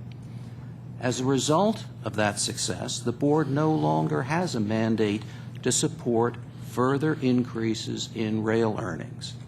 However, it does continue to have responsibility for many other policy goals and statutory requirements. One of these that has become very important very rapidly in recent years stems from the accrual of earnings by the Class 1 railroads in excess of the revenue adequacy level.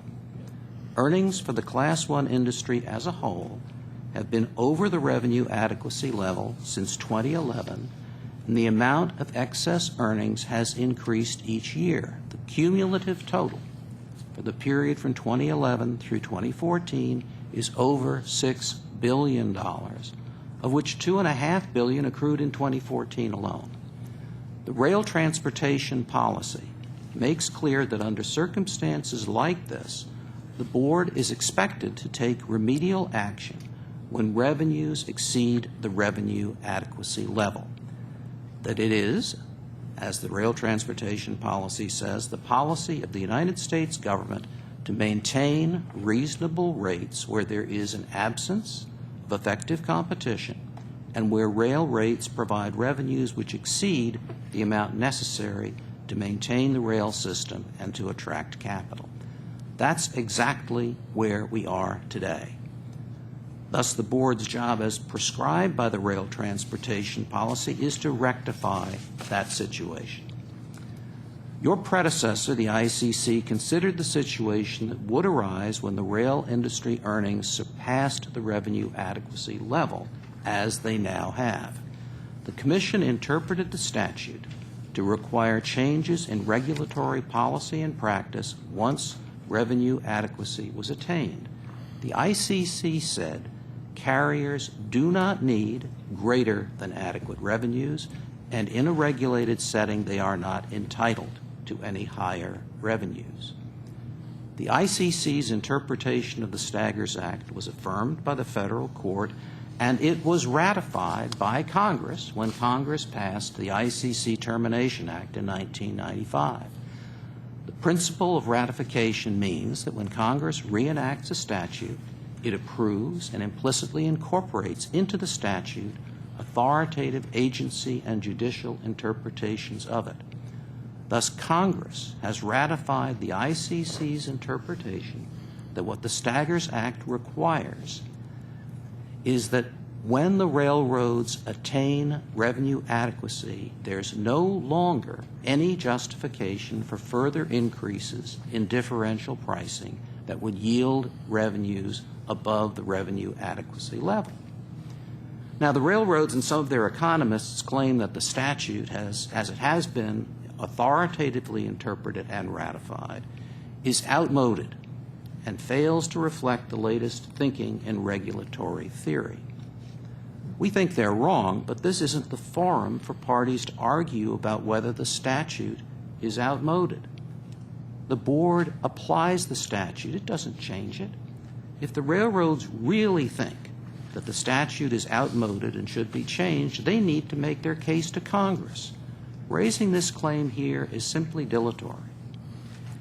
In the notice of this hearing, the board identified several issues for discussion related to the coal rate guidelines. What I've just said relates to the issue near the top of page 3 of your notice. By way of clarification, I want to stress that the ICC's language that you quoted about railroads seeking to obtain returns in excess of the cost of capital is from a footnote in the coal rate guidelines that addresses what the ICC apparently regarded as a possible exception to the general rule.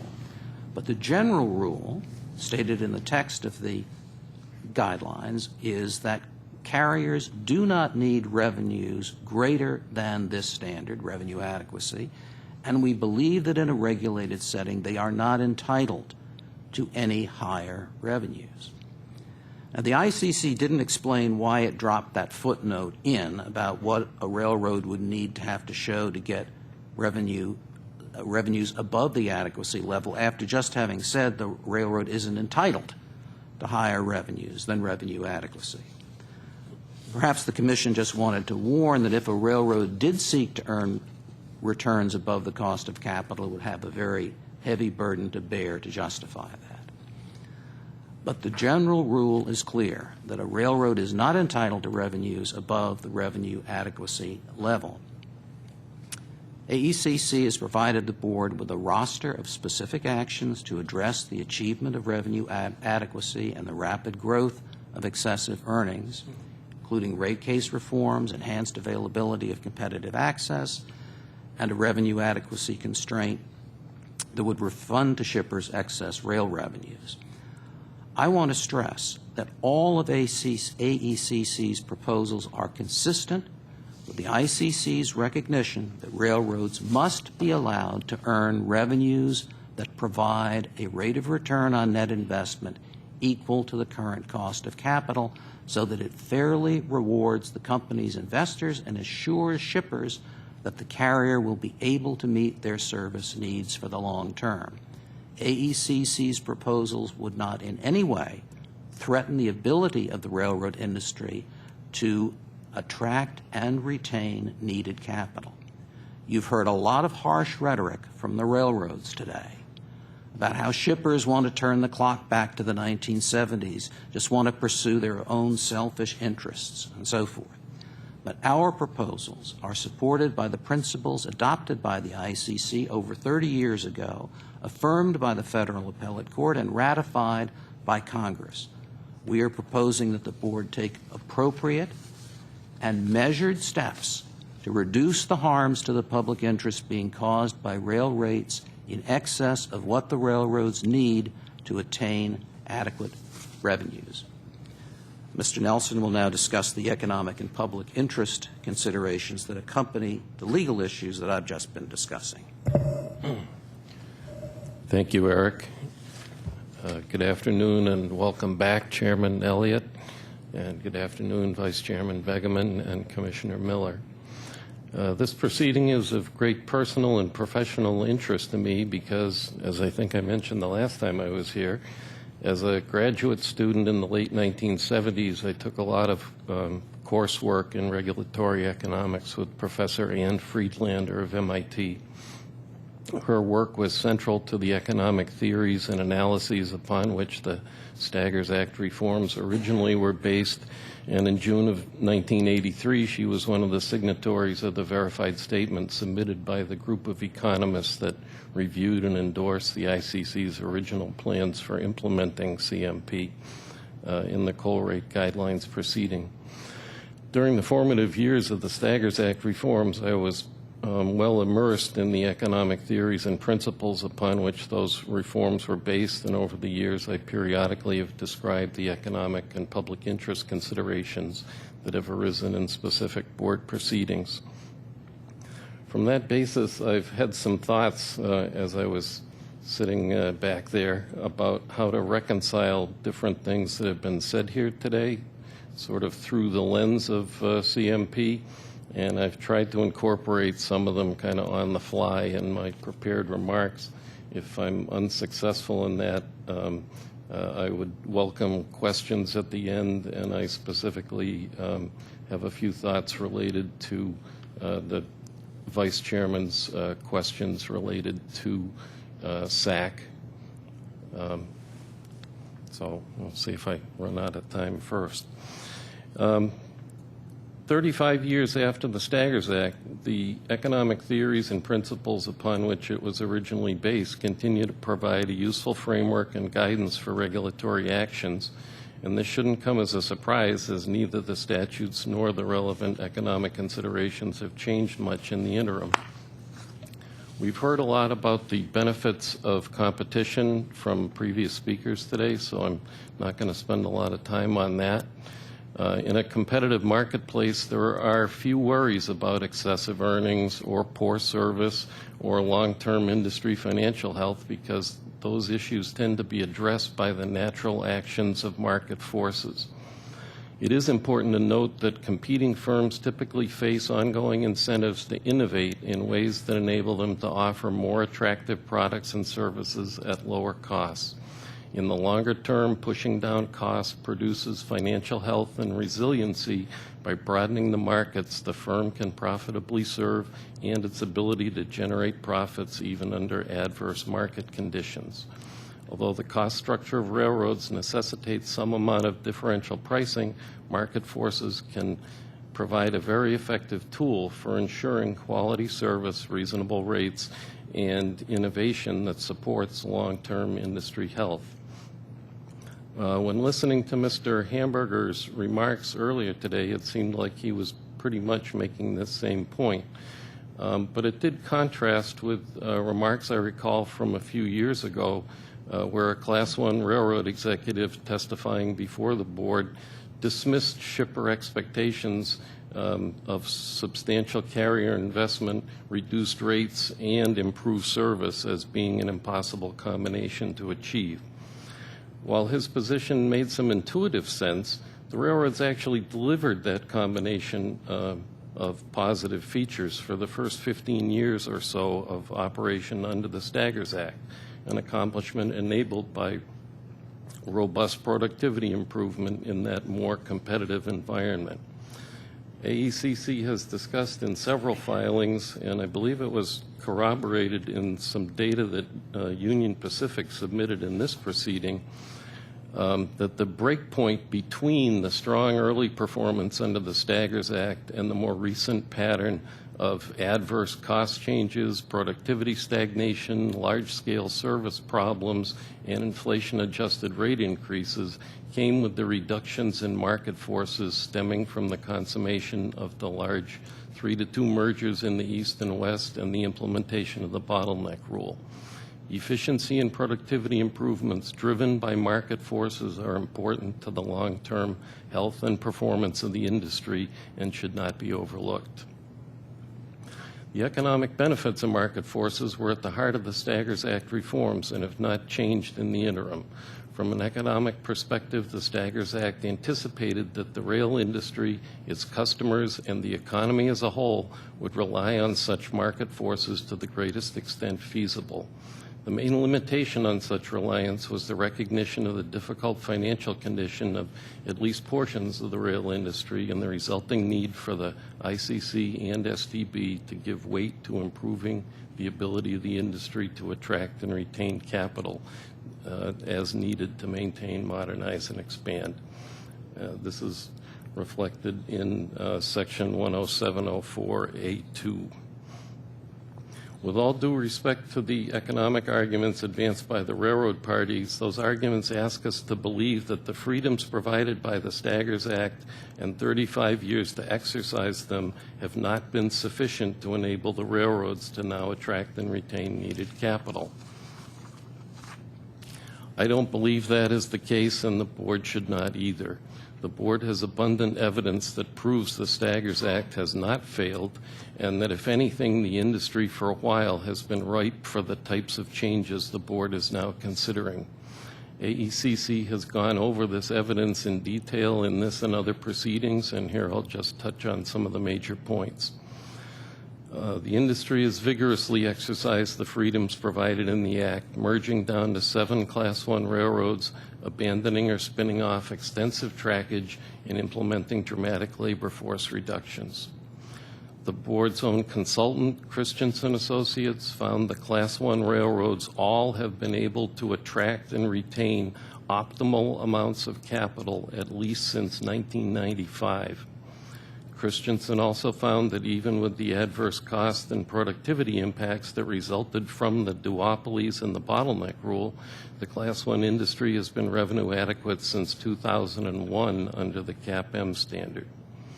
By the AAR's numbers, the railroads have invested $575 billion in their networks between 1980 and 2014. With the typical current annual build and maintain expenditure over $20 billion per year, and well over half of that representing capital spending on track and equipment.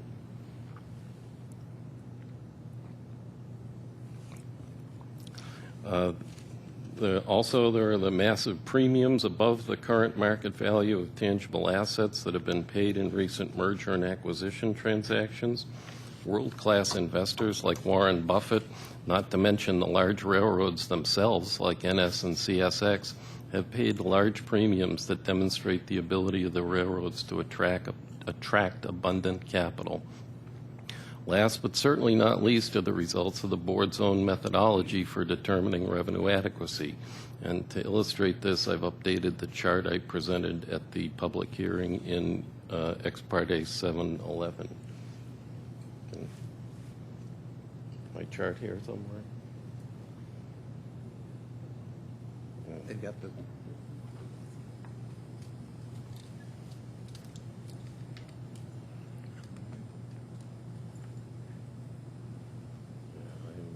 Michael Nelson. Yeah, there we go. Yeah. Okay, so it's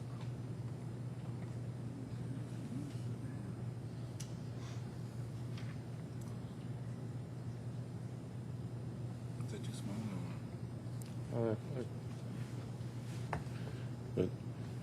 It's pretty much a line going up, so I don't think people need to see the details too much.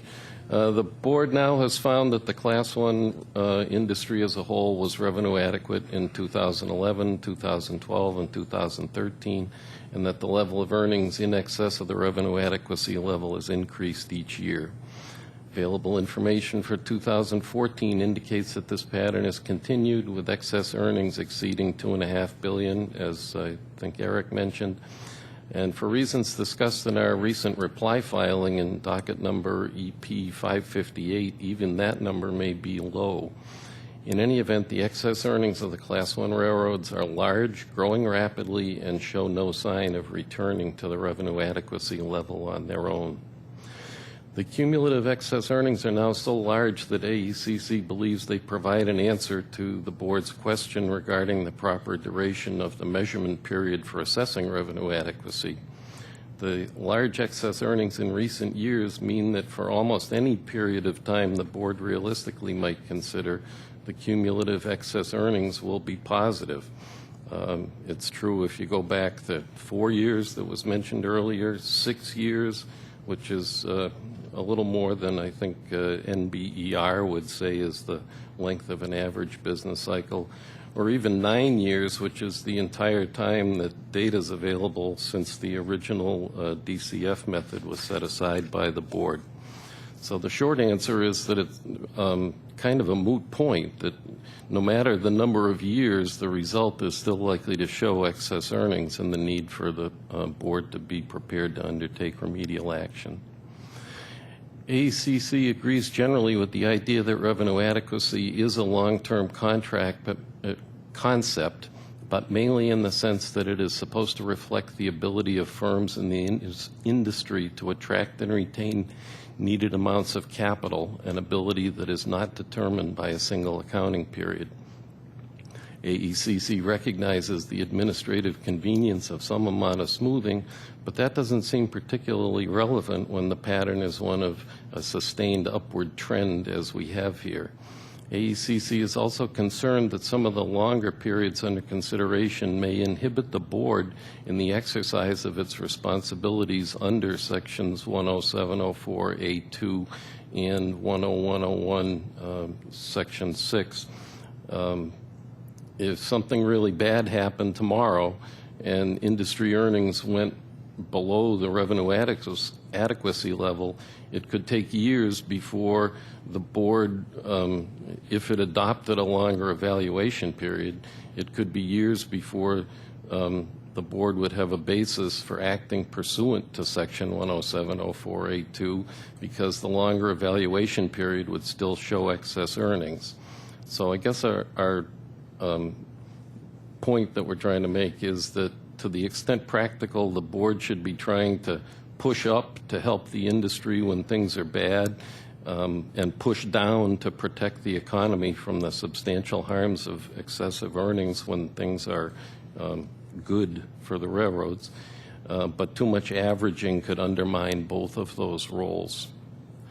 Aside from the proper duration of the revenue adequacy measurement period, AECC believes it is important that the board give careful consideration to the possible role of industry and regional level measurements of revenue adequacy. As discussed further in our opening comments, in a duopoly, you're basically always going to have one carrier doing better than the other at any given point in time as a result of its management decisions. Relying on regional or industry level measurements would have the effect of preserving the incentives for the individual carriers to still compete against the average, and would address the incentive problems that several of the railroad parties have mentioned today, that potentially could arise from attempting to cap the earnings of individual carriers at their individual revenue adequacy level. Regarding the board's question about limitations on differential pricing for all captive shippers versus a subset most subject to market power, AECC has explained how the theory underlying CMP means generally that reductions in differential pricing should be concentrated in the shipments most likely to be subject to the exercise of rail market power. And here I'd like to jump in with a little bit of sort of spontaneous CMP description that I think will address some of the economic discussion that has taken place already today.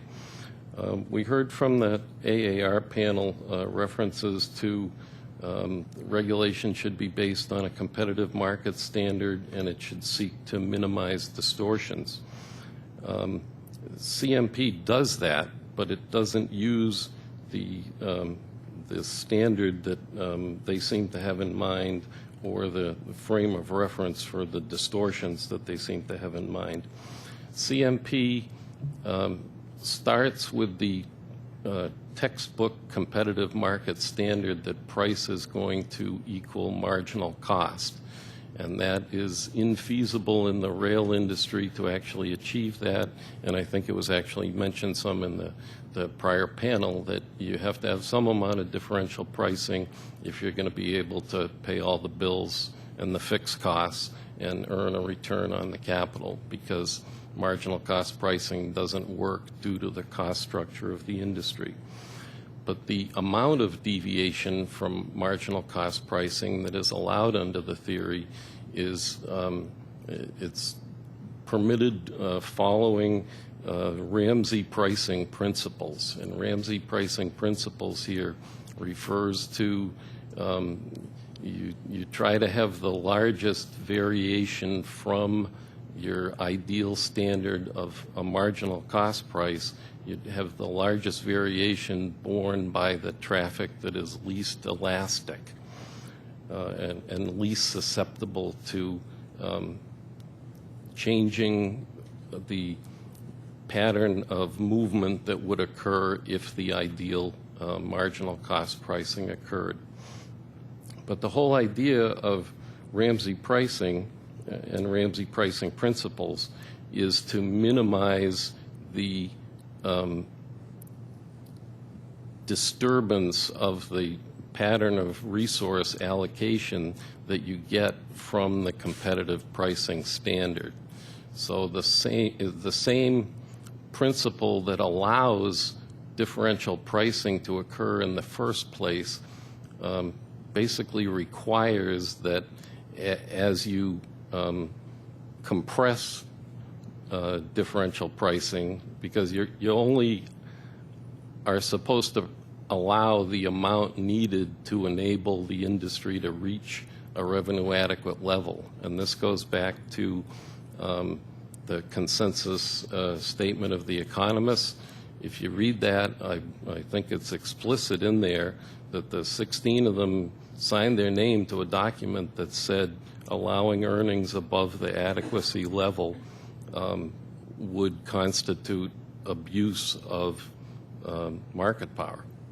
So I believe it appeared in the coal rate guidelines because that's what the CMP theory says, and the economists all agreed on it. So the compression to the rate structure would be applied generally at the higher end of the differential pricing that is in place. And I know there's also been consternation or concern about the role of prospectively competitive traffic in generating contribution that would then turn into super competitive earnings and be subject to some of the proposals, including AECC's. But the fact that that traffic would contribute to, potentially contribute to what we call super competitive or excess earnings, and generate a need to apply downward pressure on the upper levels of differential pricing, that was something that was in the Christensen study. So it may sound bad, but it is what the theory says, and it's the theory that allows differential pricing in the first place. I think the railroads have tried to use as a frame of reference that they've gotten used to the idea of differential pricing, and they've kind of gotten away from the idea that's very evident in the original theory, that the amount of differential pricing is supposed to be minimized. It's not supposed to be business as usual. It's supposed to be only as much as is needed to accomplish that end.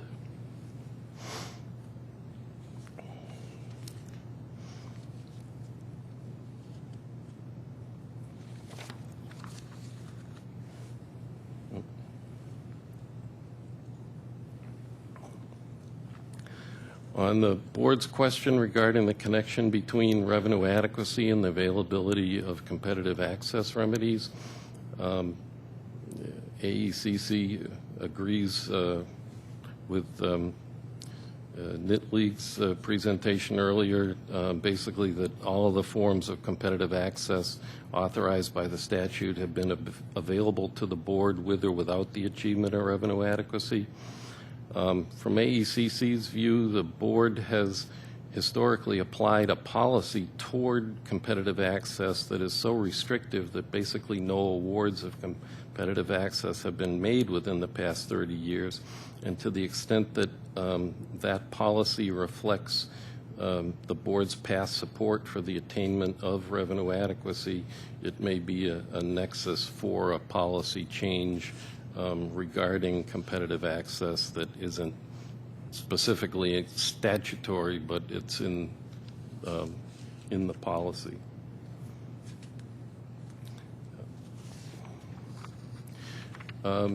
In considering competitive access, the board should also take account that although competitive access may produce downward pressure on rates in some circumstances, it also promotes increases in efficiency that tend to decrease costs, particularly for train load and unit train traffic. So the net effect on rail earnings may not be as large as some may fear. An illustration of this is provided in a study of the bottleneck rule presented to the board by AECC, which found the operating cost savings that potentially could be achieved by rescinding the bottleneck rule for train load and unit train movements were comparable in magnitude to the rail industry's claims regarding potential lost revenue. Congress recognized that competitive access can be very beneficial to the industry and the public interest by promoting greater efficiency and lower cost operations. Congress also recognized that the adequacy of rail service may result not only from a carrier's financial health, but also from market forces released by competitive access that can motivate carriers to deploy the resources needed to provide adequate service. The attainment of revenue adequacy provides an opportunity for the board to finally take steps to exercise its competitive access powers to realize the service and other benefits of market forces that have been largely held in abeyance for the past 35 years. In removing or considering the removal of restrictions on competitive access, the board would need to address the concerns expressed by some rail shippers, including WCTL this morning, that the actual or hypothetical availability of competitive access could undermine rate case protections.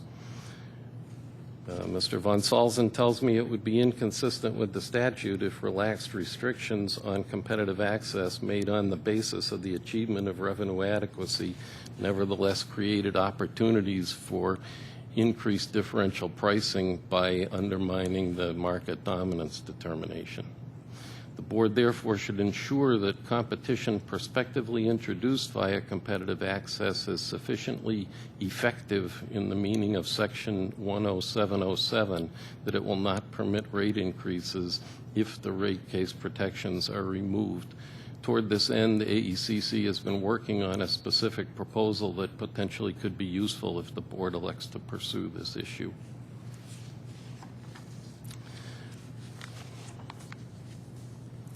With the achievement of revenue adequacy, the board should now be actively embracing, relying on, and applying competitive market standards.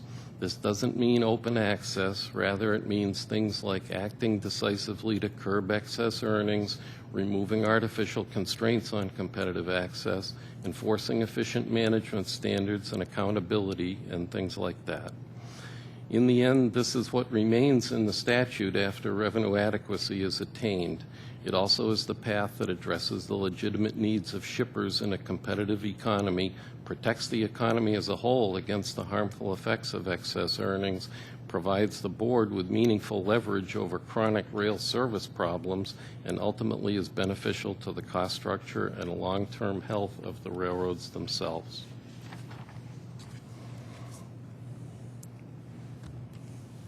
The red light's on, so I don't want to go into my SAC stuff. Thank you, Mr. Cutler.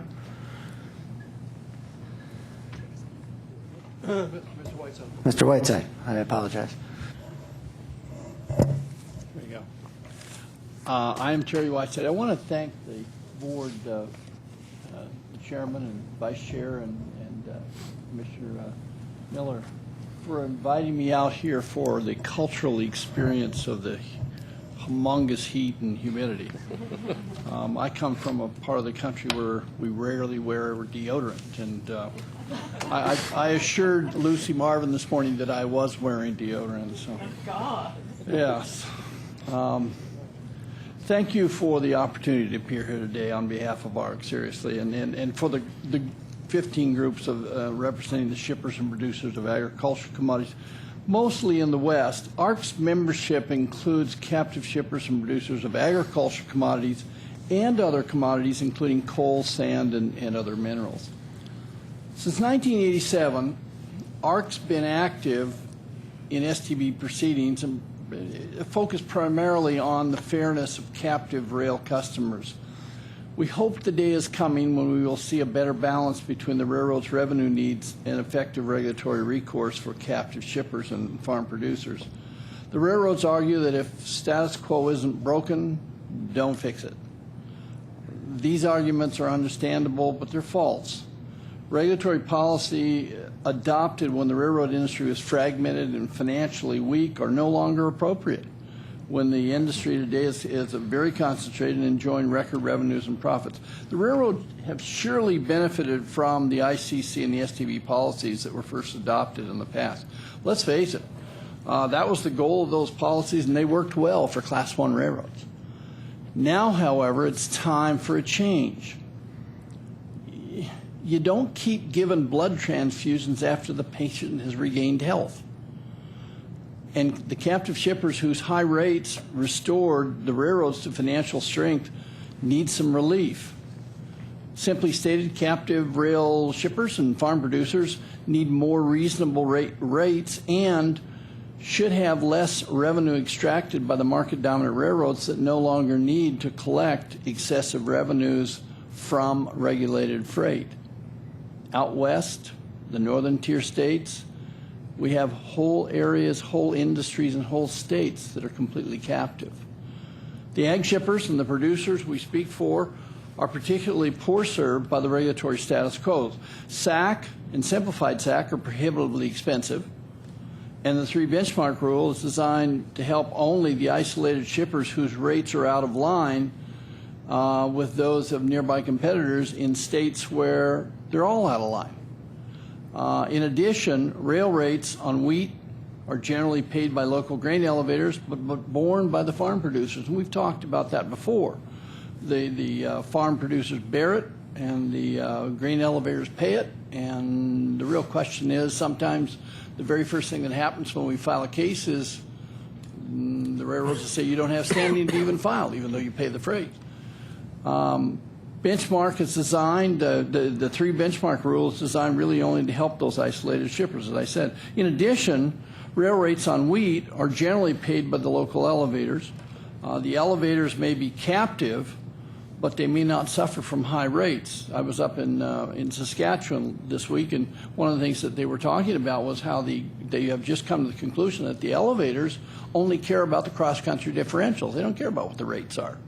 Well, that's the same thing in the States.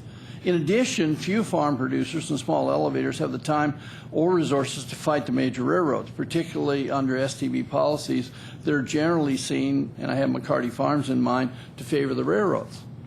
They're small businesses, and they must focus on all of the other requirements of earning a living, leaving little time for complex regulatory proceedings. And that's why ARC have long supported arbitration.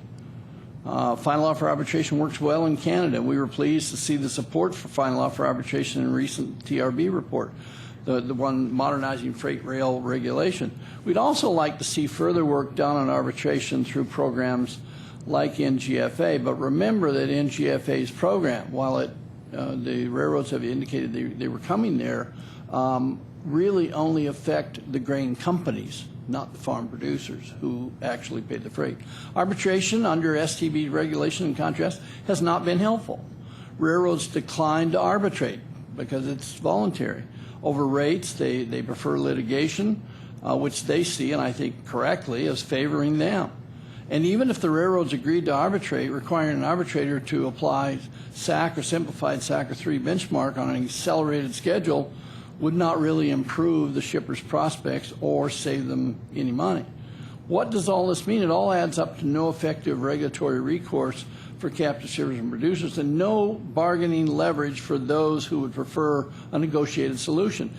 Every captive shipper and producer would prefer to negotiate a mutually exclusive compromise of disputes over rail rates and rail increases. Sounds like an impasse, and it is an impasse. However, this proceeding could be a game changer. The board can and should implement the revenue adequacy and management efficiency constraints promised 35 years ago when CMP was adopted.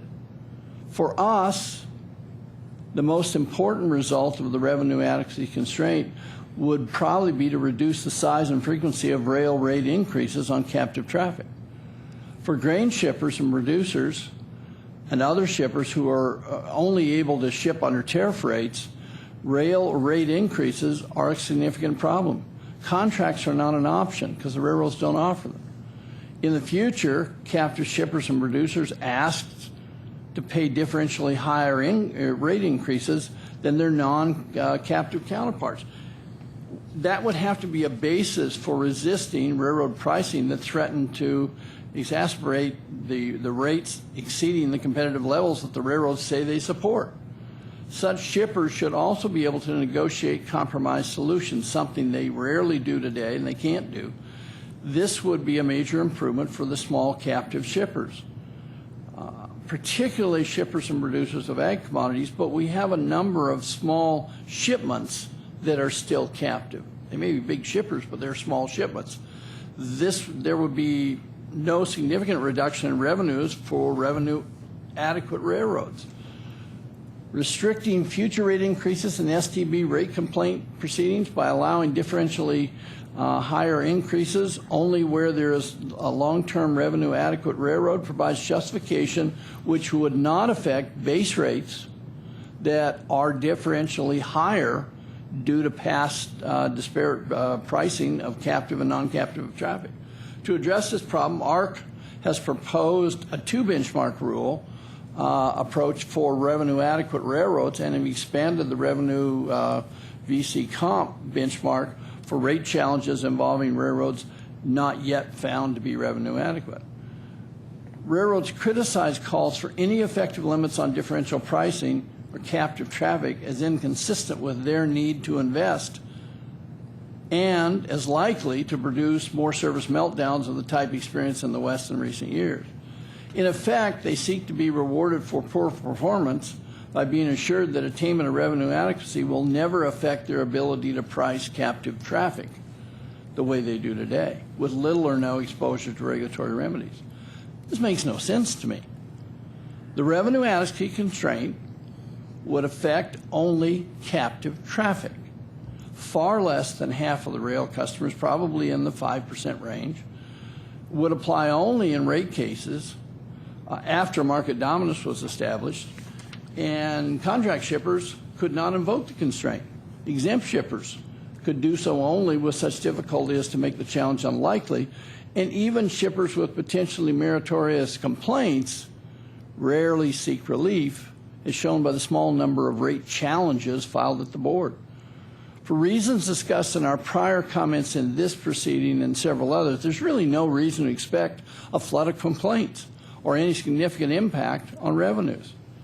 Rather, after 35 years, captive shippers and producers would enjoy a well-deserved increase in the likelihood that rates on the captive traffic will be increased no more than need be for the railroads to attract necessary capital.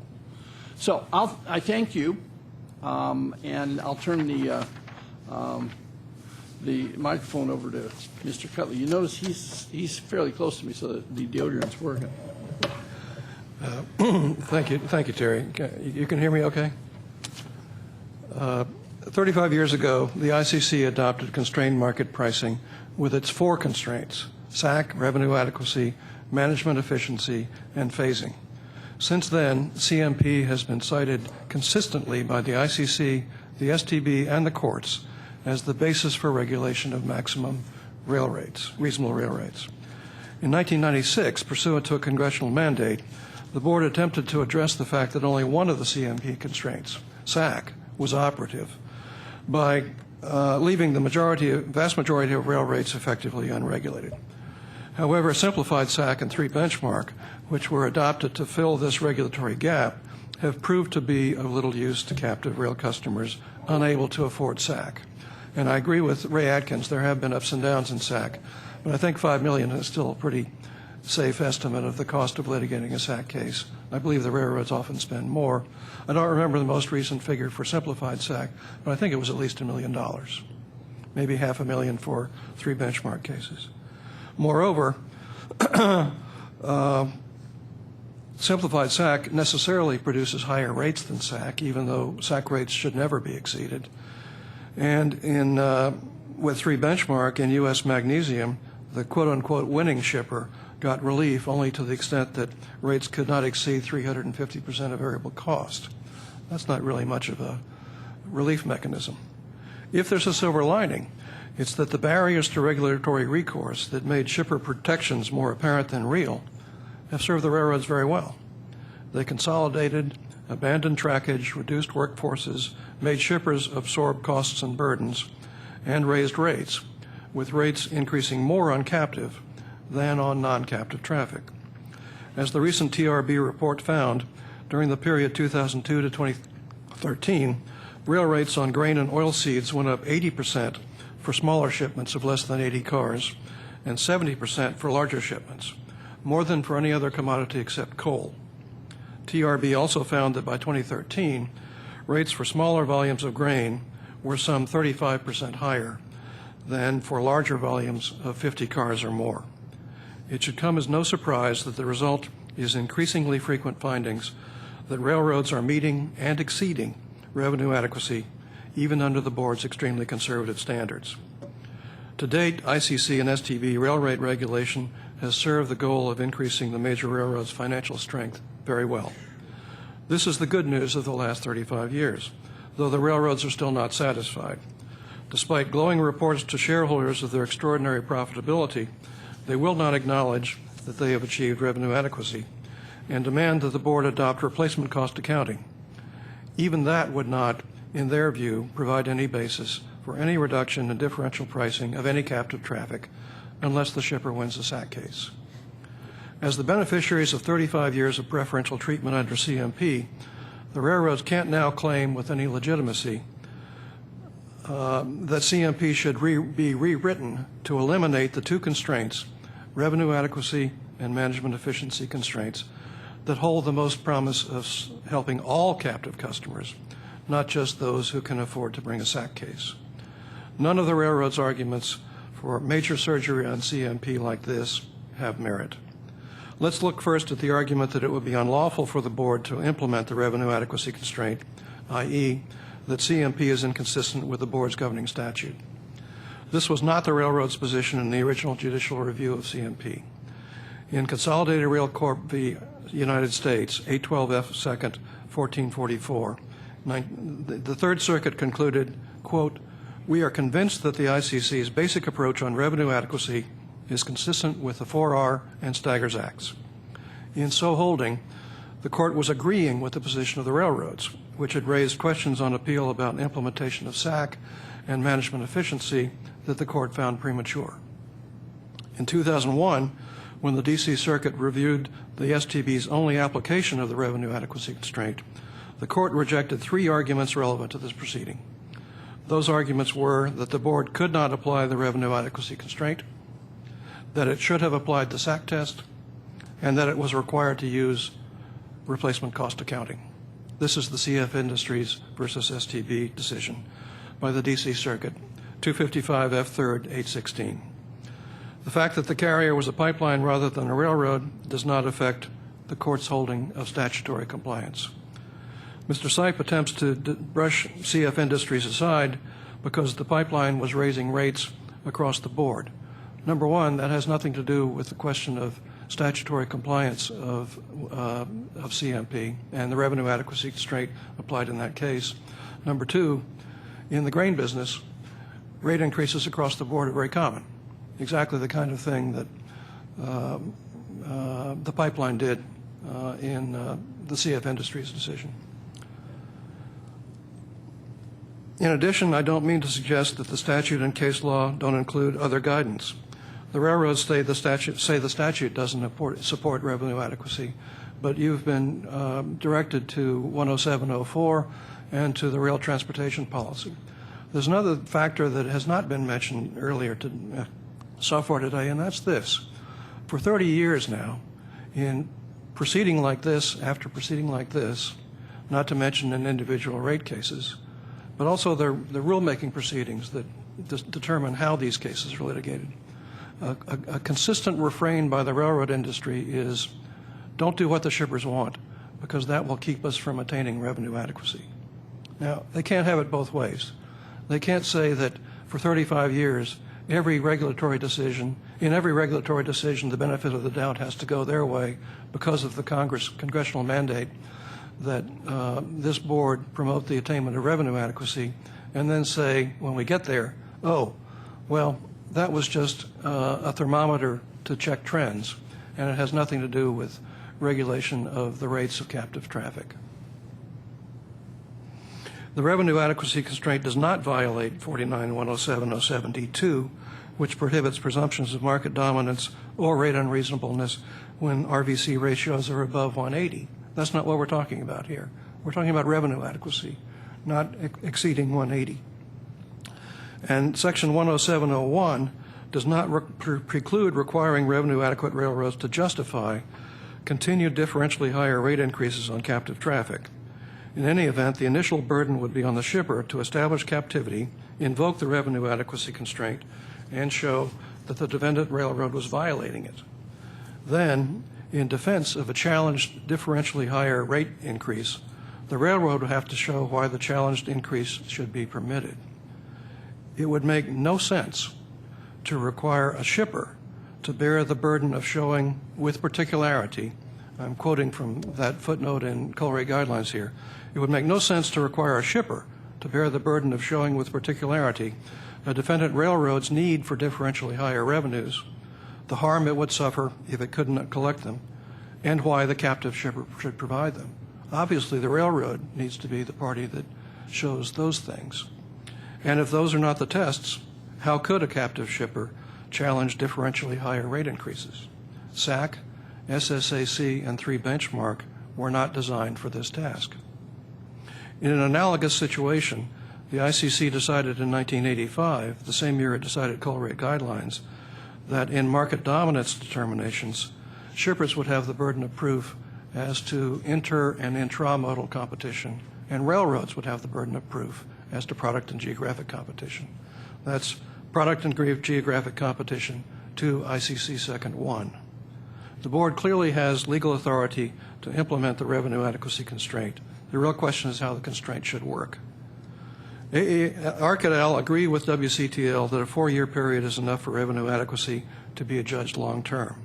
Parenthetically, we also support WCTL on the CAP-M issue that's going to be discussed more tomorrow. And as AEC points out, the 2010 Caves-Christensen report found no problems with access by major railroads to adequate capital going back many years. I also agree with Mr. Nelson's point that this problem will probably take care of itself. It's unlikely that long-term revenue adequacy determinations will be made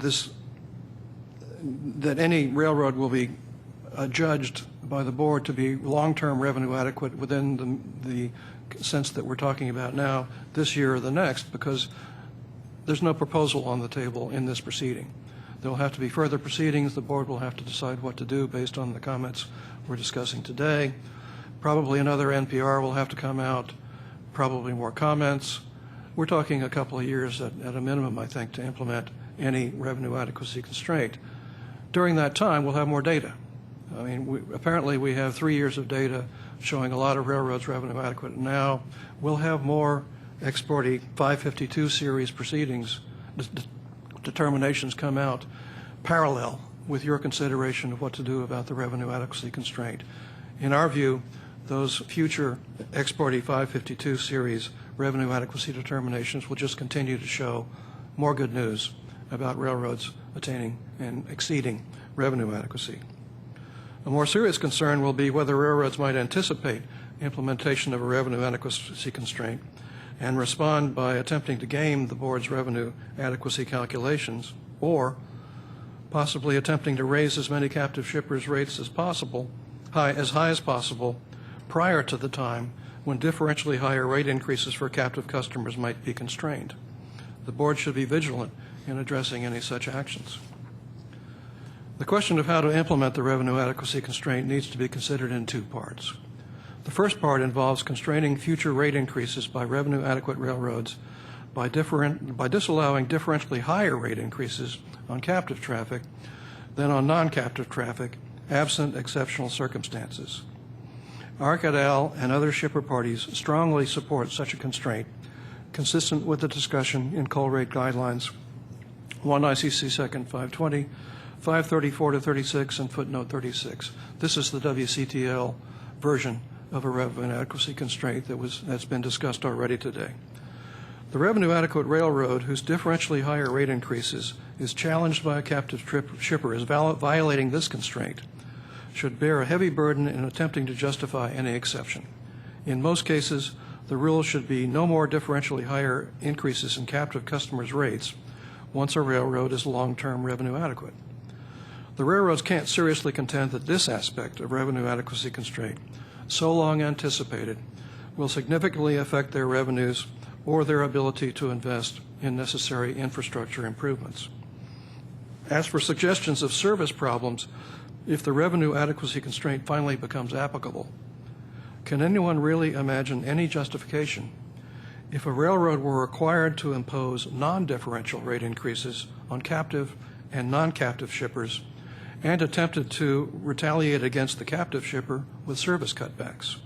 Such conduct would seem to invite an unreasonable practice complaint or other vigorous regulatory responses. Revenue adequate railroads should be more likely, not less likely, to provide good service, even if revenue adequacy doesn't guarantee honest, economical, and efficient management. Unregulated monopolies can be guilty of service failures and may be more likely to fall short of meeting customer needs, given the absence of disincentives. It's not clear how the management efficiency constraint would apply to revenue adequate railroads. That constraint has been interpreted to serve only to offset the amount by which a railroad falls short of revenue adequacy. In other words, under certain interpretations, the management efficiency constraint would go away once revenue adequacy were attained. Maybe there could be a use for it in situations like the one I'm talking about. Or like the situation with the recent service problems out west. However, the board has other tools available to address poor service, and more differential pricing of captive traffic should rarely, if ever, be seen as an appropriate remedy for that. It must also be remembered that revenue adequacy-based constraint on future differential rate increases would affect relatively little traffic. It wouldn't apply to rate increases on captive traffic that match increases on non-captive traffic. Many railroads claim that they engage in such pricing. Only long-term revenue-adequate railroads would be subject to the constraint. Most of their customers couldn't invoke it.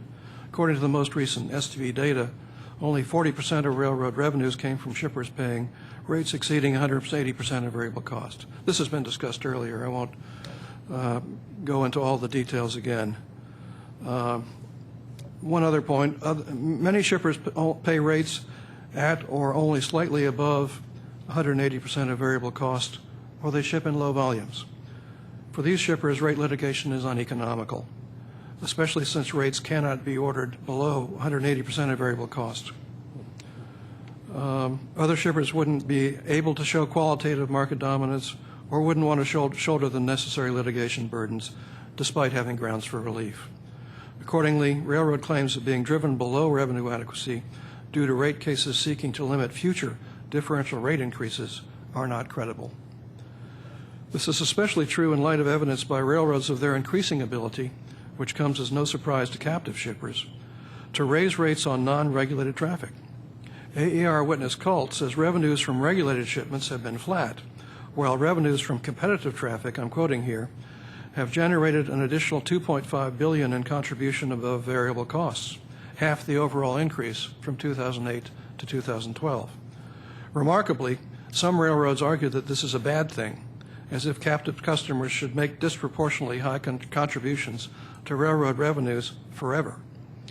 But in its October 30th, 2006 decision in Ex Parte 657 Sub 1, Major Issues in Rail Rate Cases, which was affirmed by the D.C. Circuit, the board cited the, quote, important principle that a railroad should recover as much of its costs as possible from each shipper before charging differentially higher rates to captive customers. STB decision at 12. At a minimum, then, the board should implement a revenue adequacy constraint that protects captive shippers against unjustifiable differentially higher rate increases by long-term adequate railroads. There is, however, more to the issue. Specifically, the revenue adequacy constraint should also constrain continued differential pricing of captive traffic that occurs through means other than differentially higher rate increases. In coal rate guidelines, the revenue adequacy constraint was characterized as follows. In other words, captive shippers should not be required to continue to pay differentially higher rates than other shippers when some or all of that differential is no longer necessary to ensure a financially sound carrier capable of meeting its current and future service needs. Now, a constraint like the Western Coal Traffic League constraint, which we also support, would prevent only future differentially higher rate increases, on captive traffic by revenue adequate railroads, would help prevent further differential pricing of captive traffic from exacerbating the current competitive disadvantages borne by captive customers vis-a-vis non-captive customers. However, it wouldn't remedy those current competitive disadvantages. Those are built into the base rates. Put another way, captive customers would continue to pay differentially higher base rates than other shippers, even after the attainment of long-term revenue adequacy made some or all of that differential unnecessary for the railroad. To this extent, a limited revenue adequacy constraint affecting only future rate increases would fall short of constraining rail rates as called for in coal rate guidelines. The railroads may argue that the board should not risk driving railroads below revenue adequacy. Many shippers would agree, but too many rate cases and too many prescriptions of reductions in rail rates on captive traffic are hardly a pressing concern today. Overregulation of rail rates hasn't been a problem since the 1970s. Why should the board refuse to allow challenges to differentially higher base rates on captive traffic if the railroad could eliminate the differentials, charge similar rates to similarly situated captive and non-captive customers, and still earn revenues well above levels found adequate by the board? Earlier today, Mr. Hamburger said that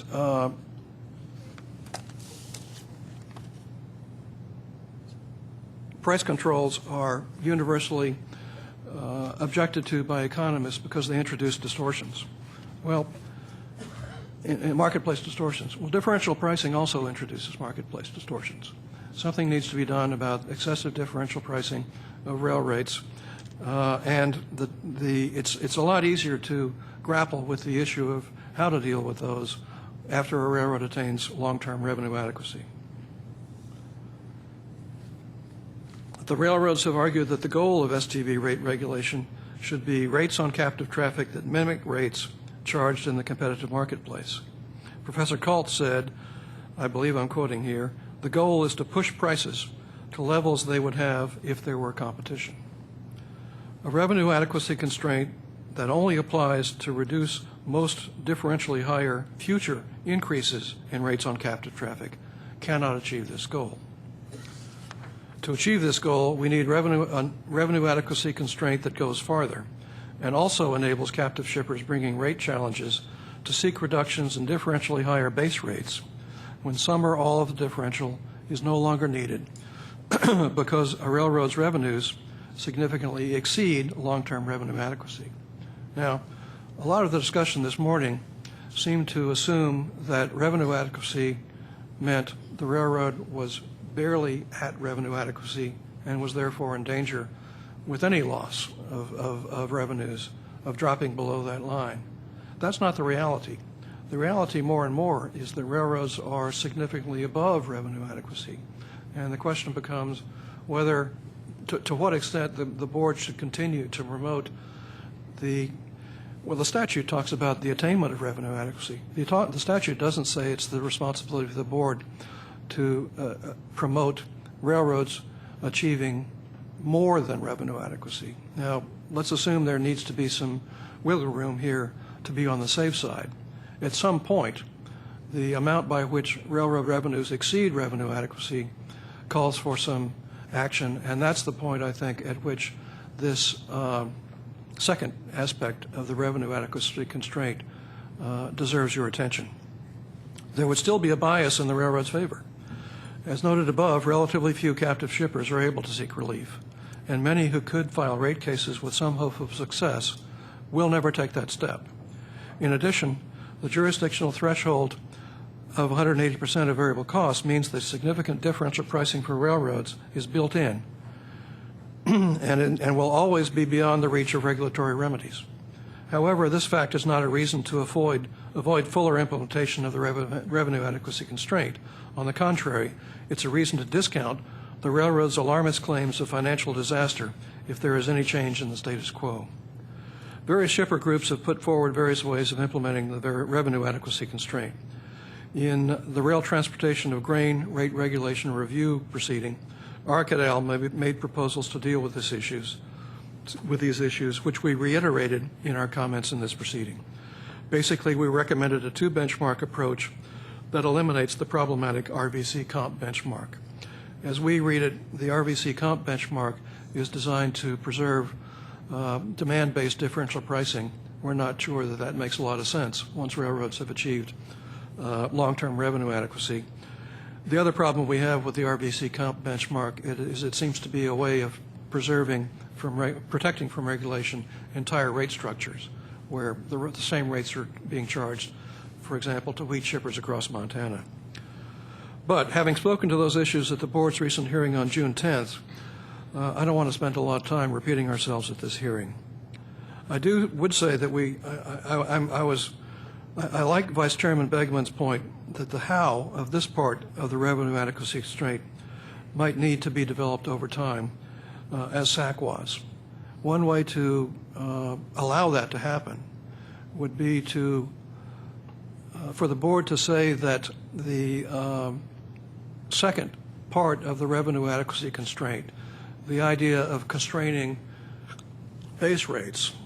Now, the railroads have said that have called this a rebate. Their idea is that you would take every dollar they make in the future and give it to captive customers.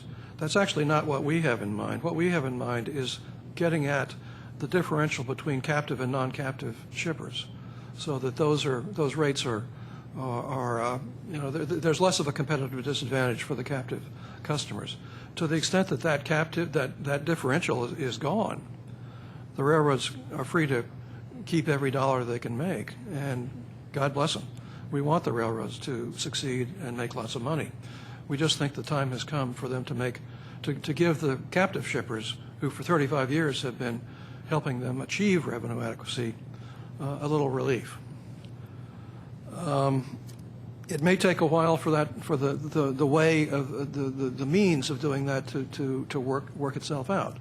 But if shippers were allowed to bring those cases, those issues could be worked out case by case as shippers develop approaches to dealing with the base rate, the differential pricing in past base rates issue. You also have limitations issues that would preserve much of the differential pricing the railroads have enjoyed over the years. The board can and should pursue a revenue adequacy constraint that does two things.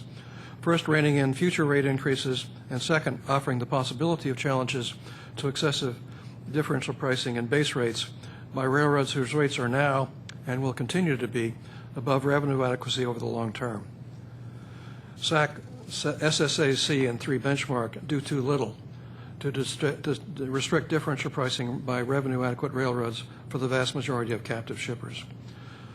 Finally, the board asked whether this problem might be alleviated through expanded competitive access remedies. The answer is yes, but only if expanded access through switching or otherwise actually produces effective competition as opposed to the appearance of competition. And if that happens, no rate case would be filed. The railroads would have the board believe that a shipper with access to 2 railroads should never be able to show qualitative market dominance, no matter how high its rates. The statute and case law show why such claims are false. In its CF Industries decision, upholding the board's application of the revenue adequacy constraint, the D.C. Circuit listed a number of agency and court decisions holding that for rates above 180% of variable cost, the statutory test of captivity is the absence of effective competition. Effective competition doesn't mean having access to two railroads. Effective competition is competition that keeps rates reasonable. Arcadell's support action in EP 711 to improve access remedies that have long been provided for in the statute. However, such remedies, even if made available, will not obviate the need for other regulatory remedies, including rate remedies under CMP. Many captive shippers are simply too far from any second railroad, especially in Montana and other large western states, for access remedies to produce effective competition. And even if a second railroad were able to provide alternative service subject to a reasonable access fee, the result would not be effective competition if the two railroads elected not to compete on price or if they both charged excessive rates. Railroads like to cite contestable market theory, under which the possibility of a new entrant might keep an incumbent from charging too much. Like access remedies, contestable market principles can work, but they can also be used in an attempt to shield abuses of market power from regulatory remedies. In EP 705, Competition in the Railroad Industry, we learned of situations in which a shipper captive to one railroad built out to another at great expense, only to find that the second railroad was unwilling to compete with the first. The balance between STB promotion of railroad revenue adequacy and protection against excessive rates for captive shippers needs to be adjusted to meet the changing realities. While new access remedies are a step in the right direction, they are not a substitute for implementation of an effective revenue adequacy constraint. And I see my red light is on, Mr. Chairman. I have three sentences, if I could add, before we go to the questions. First, there was some talk of S808 and the importance of railroads being able to invest in infrastructure. We support that. We need the railroads to invest in their infrastructure, and we agree with the importance of railroads being revenue adequate. No one is arguing about that. We're not trying to put a hard cap on revenues. We're just looking to help captive shippers a little bit. But I'd also like to say that I believe the legislative history of S808 says that Congress does not intend to change how revenue adequacy works at the STB. So I don't think that legislative effort should be grounds for not going forward with this proceeding. In addition, Professor Kalt said that there shouldn't be regulation of there should be regulation of monopolies. There shouldn't be regulation of railroads as monopolies because the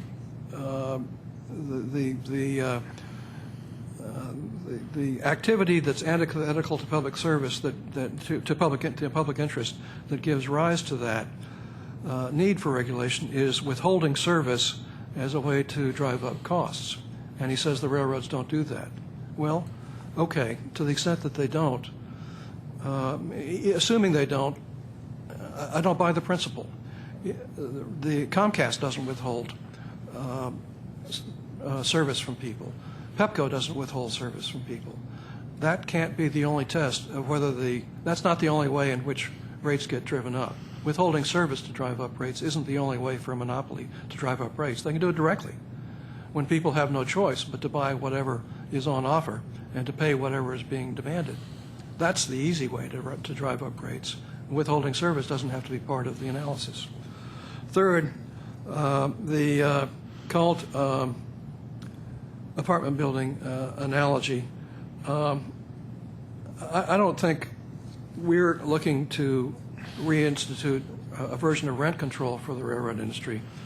On the other hand, we all know that developers all over America are being asked to build in their high-priced apartment buildings a handful of units that teachers and cops and nurses can afford to buy.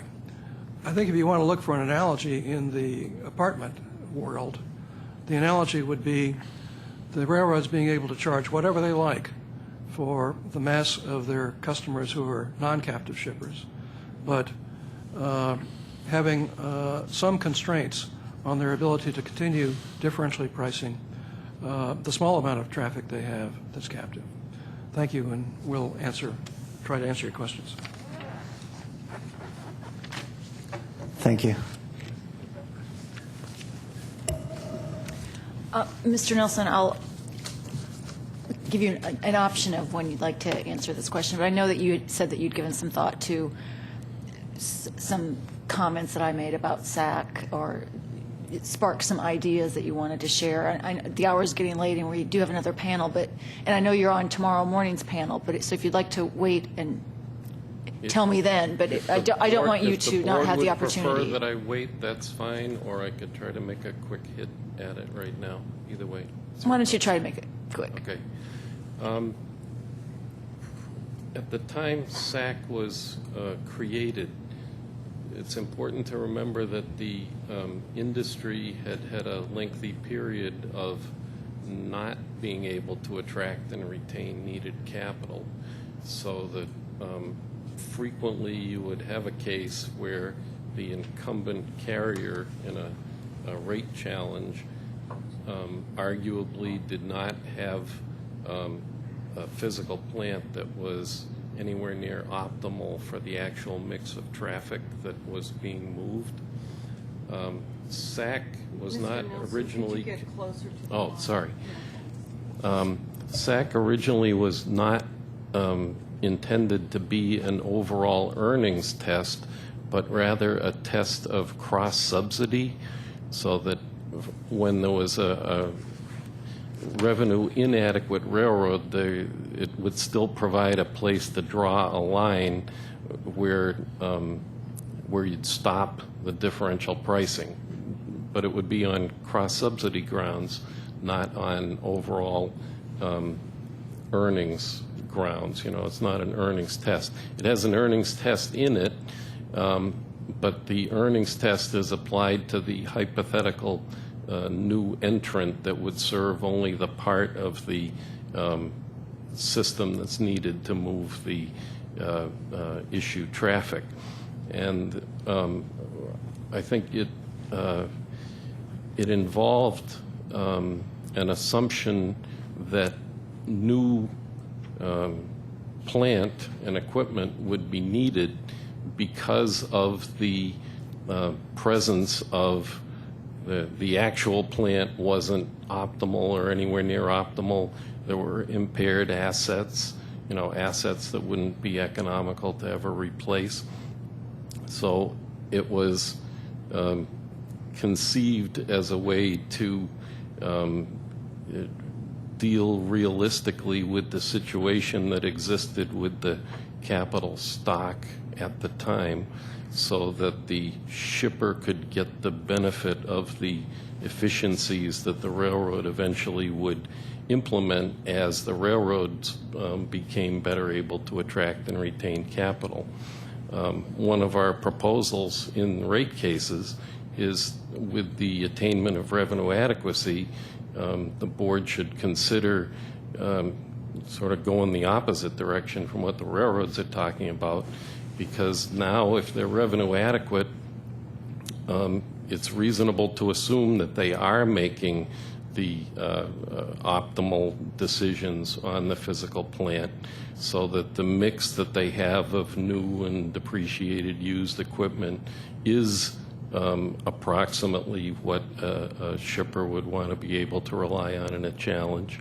And there is no reason to presume, as there was back at the time SAC was created, there's no reason to presume that the plant that is there is not reasonably efficient to handle the traffic. Does that sort of get at what you were asking? No, and I don't know that I was asked. I was really just sort of commenting about some of my frustrations with the process, and I may not have been as articulate as I could or should be, or maybe I really shouldn't be articulate about the matter. It's just, as Deb described, you know, we understand, you know, on one level why that's considered the gold standard, approved by the courts. The economists think highly of it, But to see it in practice, not even so much from the two parties' perspective, but internally, I just feel that there is more subjectivity to the calls than I would like to see. And if there were a way to, I think and I think that, I know that the chairman, when you contracted with folks to try to look at the process, I mean, maybe there's a way that we can improve it. I'm going to remain hopeful. I mean, look, SAC isn't going to go away anytime soon. I think from Mr. Nelson, could I ask you a follow-up question? Sure. So when you were describing that and saying SAC at that time originally, the railroads didn't really have a physical plan adequate to serve the shippers' needs, are you saying that that drove a lot of the development of the SAC process and that SAC was appropriate I'm saying under that that circumstance, but not appropriate today? No, I'm saying the reliance of SAC on sort of replacement cost or an assumption that all new capital stock would be. That's where that concept came from. I believe that's the where that came from and why that may no longer even be necessarily an appropriate assumption going forward.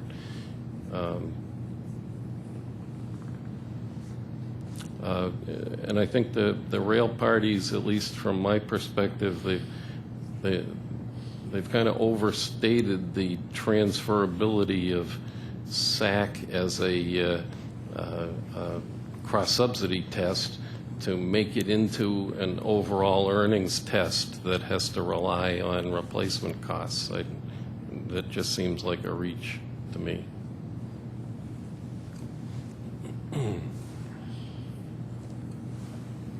Mr. Cutler, could you just, one of the things that you said towards the end kind of jumped out at me. You said you're really just trying to help the captive shippers a little bit. So that comment contrasting with what the rail industry witnesses are saying that I guess that the shippers are seeking. It's night and day. I know. I think some of it may be talking past each other. I think there's a lot of that going on in this proceeding. Some of it is, I mentioned at the grain rate hearing that it was remarkable to see the TRB study talk about fairness to shippers. I don't usually see economists talk about fairness. It's just nothing against economists, but it just tends not to be quantifiable or on their radar screens. But the captive shippers have had a lot to do with the railroads getting where they are today. Now, the railroads are charging more compensatory prices to non-captive shippers as well. But let's face it, those differentials between captive rates and non-captive rates have been substantial and have persisted for many years. And my question, which is that of many other shippers, is to what extent is it still justifiable to have similarly situated shippers, one of which has truck competition and the other of which doesn't, who may be competing with each other, and have the poor schmo with no truck competition, no access to trucks for his freight, paying substantially higher rates than all the people more fortunately situated shippers of the same commodity who have truck transportation. Isn't it time, once the railroads are making not just revenue adequacy, but more than revenue adequacy, more than they need to invest, to expand, to do all the things that they want to do and that we want them to do? Isn't the ideal, we keep hearing this from the railroads, if the ideal is to push the rates to what they would be if there were competition, doesn't that mean weaning the railroads off of differentially pricing captive freight, not to just give railroad captive shippers free transportation or cheap transportation, but to give them the same kind of rates that the rest of the industry they're in gets by virtue of having more competition available to them? That's what I'm getting at. And if you can accomplish that result without hurting the ability of the railroads to invest or keep their shareholders happy or expand, and I think the railroad's future is extremely bright. The trucking industry is their principal competitor, and the trucking industry has got all sorts of problems with driver shortages and regulatory issues and so forth. I think the railroads are going to continue to grow. I think they're going to continue to make money, and they're going to continue to have plenty of money to invest. Why, in such a future, when the railroads are just not at, but are well above revenue adequacy? What's the rationale for preserving these competitive disadvantages on shippers who have fewer competitive options? Now, the railroads are right. The idea of going into this new territory raises difficult questions of implementation. It'll take a lot of time to figure out how to do this well. But if the railroads really are consistently well above, and some of them are, out west particularly, BNSF and UP in particular, if they're consistently 14, 15 plus percent with a cost of capital at 10% or more, why not, if the ideal is push the rates to where they would be if there were competition, why not do that? Why settle for only not making things worse through the WCTL approach to revenue adequacy that's limited only to not letting differential pricing get more differential in the future once a railroad becomes revenue adequate? Why not proceed to the second aspect of that issue? Now, when I first started working in this proceeding, I kind of was where WCTL is, but the more I read coal rate guidelines, and the more I focused on those principles that we quoted, the more I thought, well, wait a minute. Of course, we should have WCTL type revenue adequacy constraint. Everybody should be able to agree on that one. But don't these words suggest the need for more than that, and doesn't fairness suggest the need for more than that? And that's what led to sort of the second phase of revenue adequacy, of our approach to revenue adequacy constraints.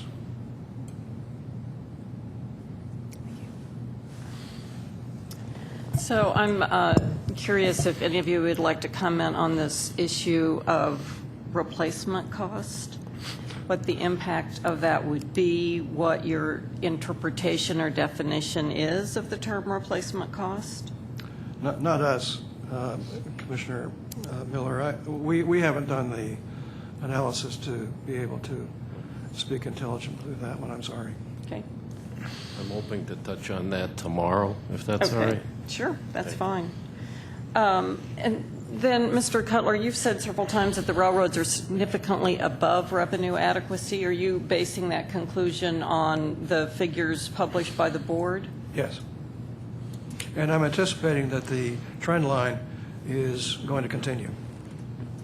Now, obviously, if things change, if there's some sort of disaster and those numbers change. Even looking at coal, you're still that bullish? Well, in the West, yes. In the West, I am. BNSF is hauling a lot of coal, export coal, Terry? Could you? Not yet, but they're working on it. Yeah. I will say this, that the farm producers, when I've sat down and explained replacement costs to them, have decided that that would be a great revenue model for the farms.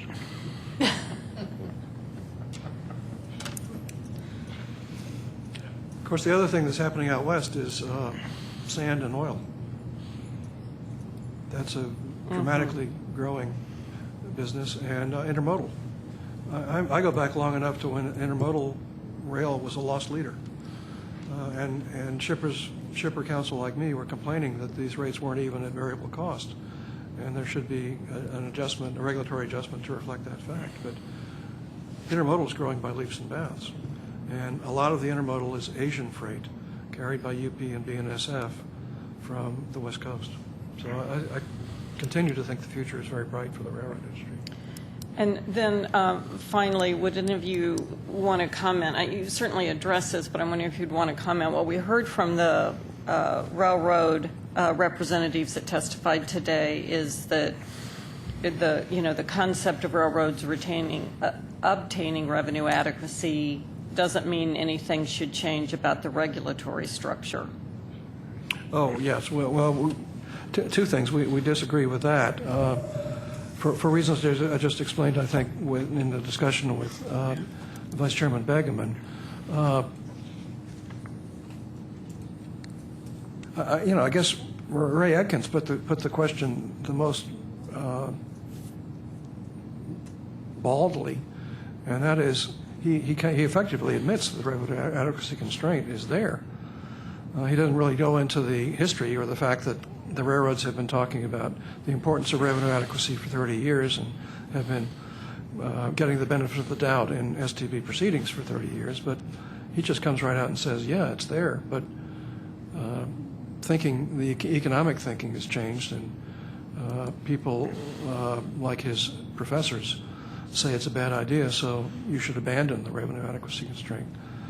But that leaves SAC. That leaves SAC, simplified SAC, and 3 benchmark, and those are not working. We need something.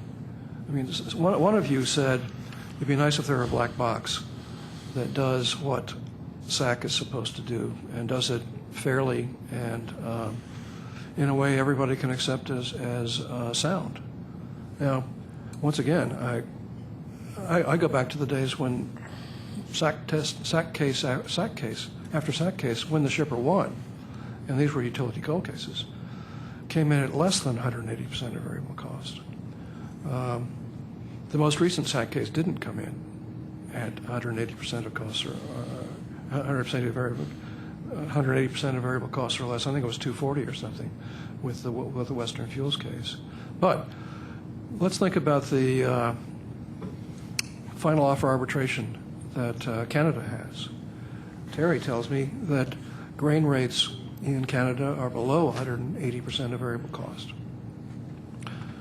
When the Staggers Act was initially enacted, that 180% compromise was actually, I think it was 160%, and then 165, and it gradually grew over several years to 180 and then stayed at 180. That builds in a lot of differential pricing. At that time, the analysis by Congress was that if every shipment carried could produce 150% of variable cost, the railroads would be revenue adequate. And frankly, that I hadn't thought about it before, but that aspect of the legislative history of the Staggers Act may be relevant to this proceeding. If I could just add, and I agree with all of that, but there are hard questions in this proceeding. I'm awfully glad that I don't sit up where you are and have to decide them. All I have to do is make arguments about one side or the other. But there's one question that's very easy, and that's the question of whether the railroads are right, that now you should just continue to do what you've always done. Now look, the statute required you, and before you the ICC, to make an adequate and continuing effort to assist the rail carriers in attaining revenue adequacy. That was one of the things that you were required to do. I don't think the railroads have been in here over the last 35 years complaining that you weren't doing that. So I have to exercise the assumption that that's what you've been doing. And if that's what you've been doing and now you've succeeded, you're like the builder who's got a contract to build a 10-story office building or an apartment building. We want to go back to that analogy. When he gets to the 10th floor, he stops. He doesn't keep building. In your case, it's not that you're going to stop with the railroad industry, but you're going to stop helping them attain revenue adequacy because you've already done that. And then exceeded, right. So then the hard question is, where do you go from here? We've tried to, more in our written presentations, I think, than we've been able to do orally here. We tried to suggest courses of action that you could take that would improve that situation. And I think all of the shipper parties that have been in this proceeding today, and probably the ones who will come in tomorrow, whether you agree with their proposals or not, they've been making good faith proposals to deal with a real issue. And it's the railroads and their officers and their economists who've been coming in here and saying you don't have to do anything. Business as usual, don't change anything. Ignore the fact that after 35 years we've achieved revenue adequacy, and that's a statutory goal that's been achieved.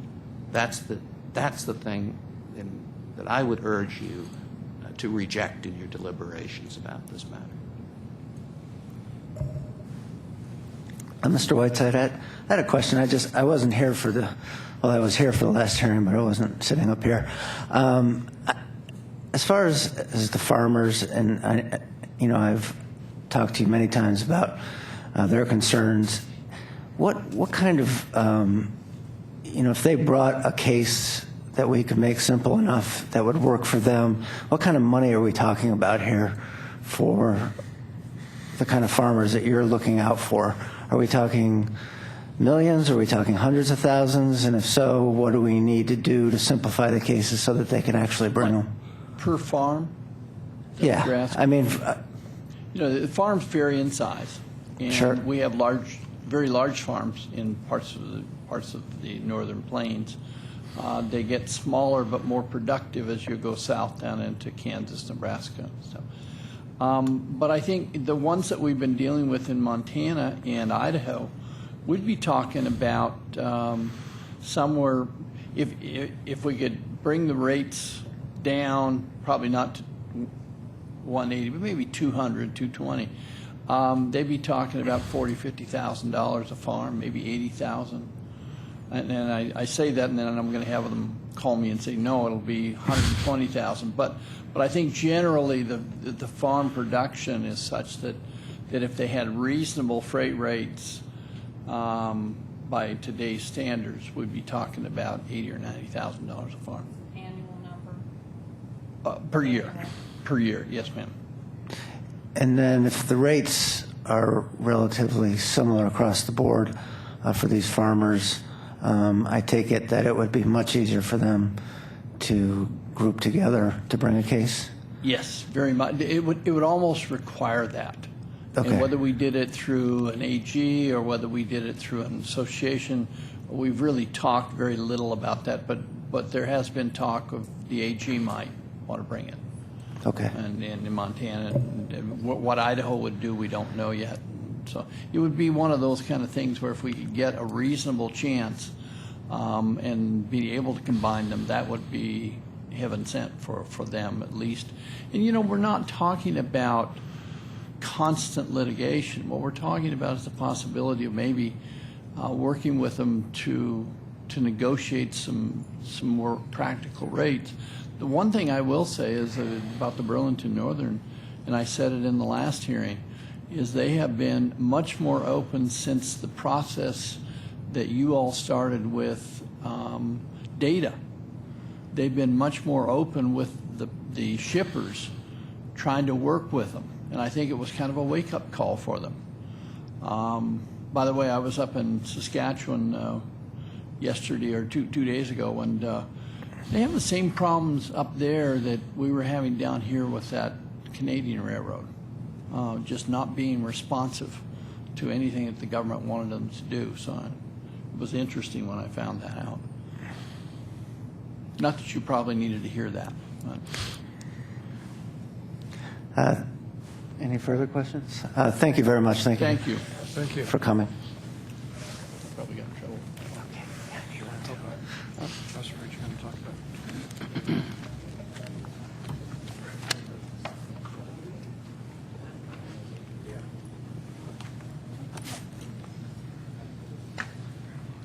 Can't get out of there.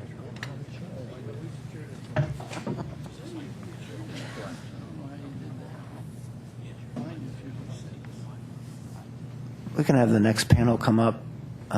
It's going to be a couple minutes.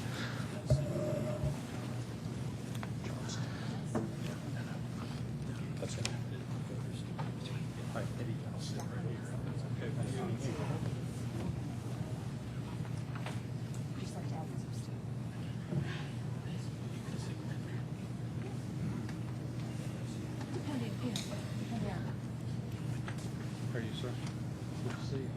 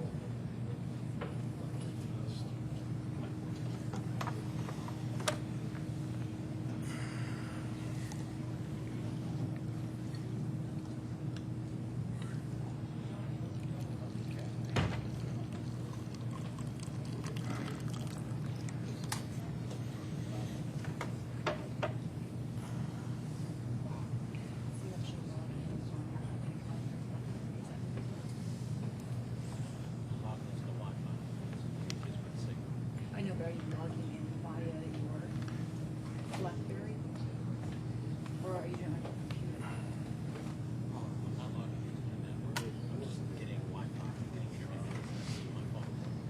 I know, but I'm asking though, how are you, is it because you're doing something on your BlackBerry? That's a long time.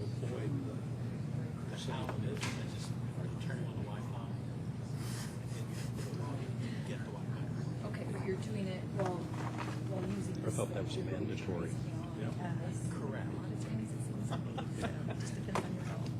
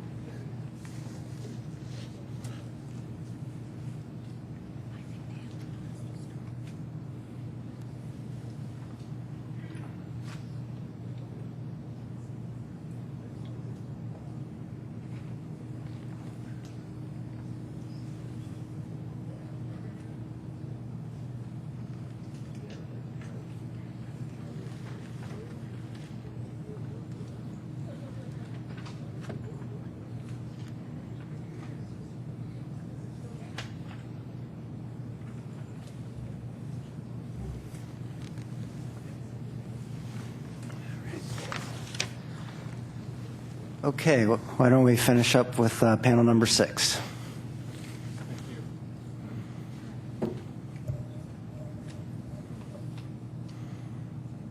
Hello? Do I turn it on? Just tap it lightly and a red light. No, red. There it you is. Thank you.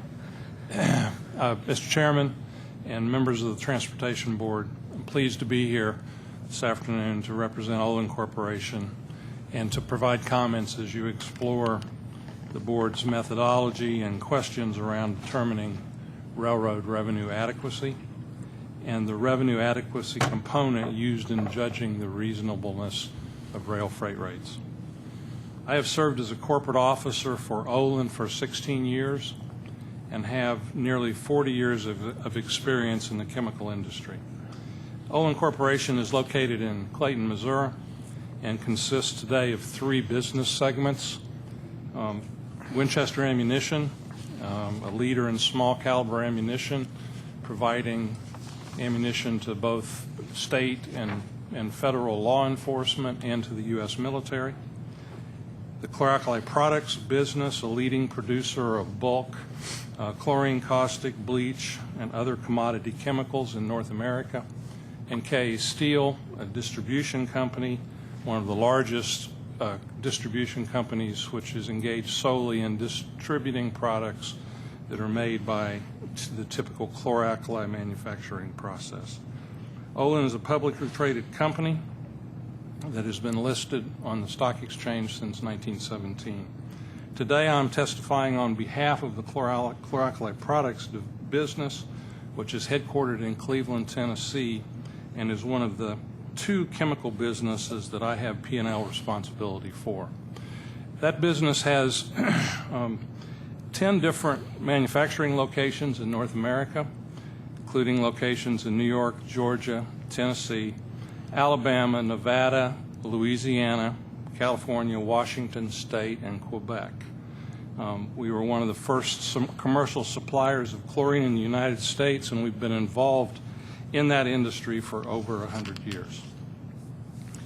Olin has always shipped the vast majority of its commodity chemical products via rail from the manufacturing sites that I previously mentioned.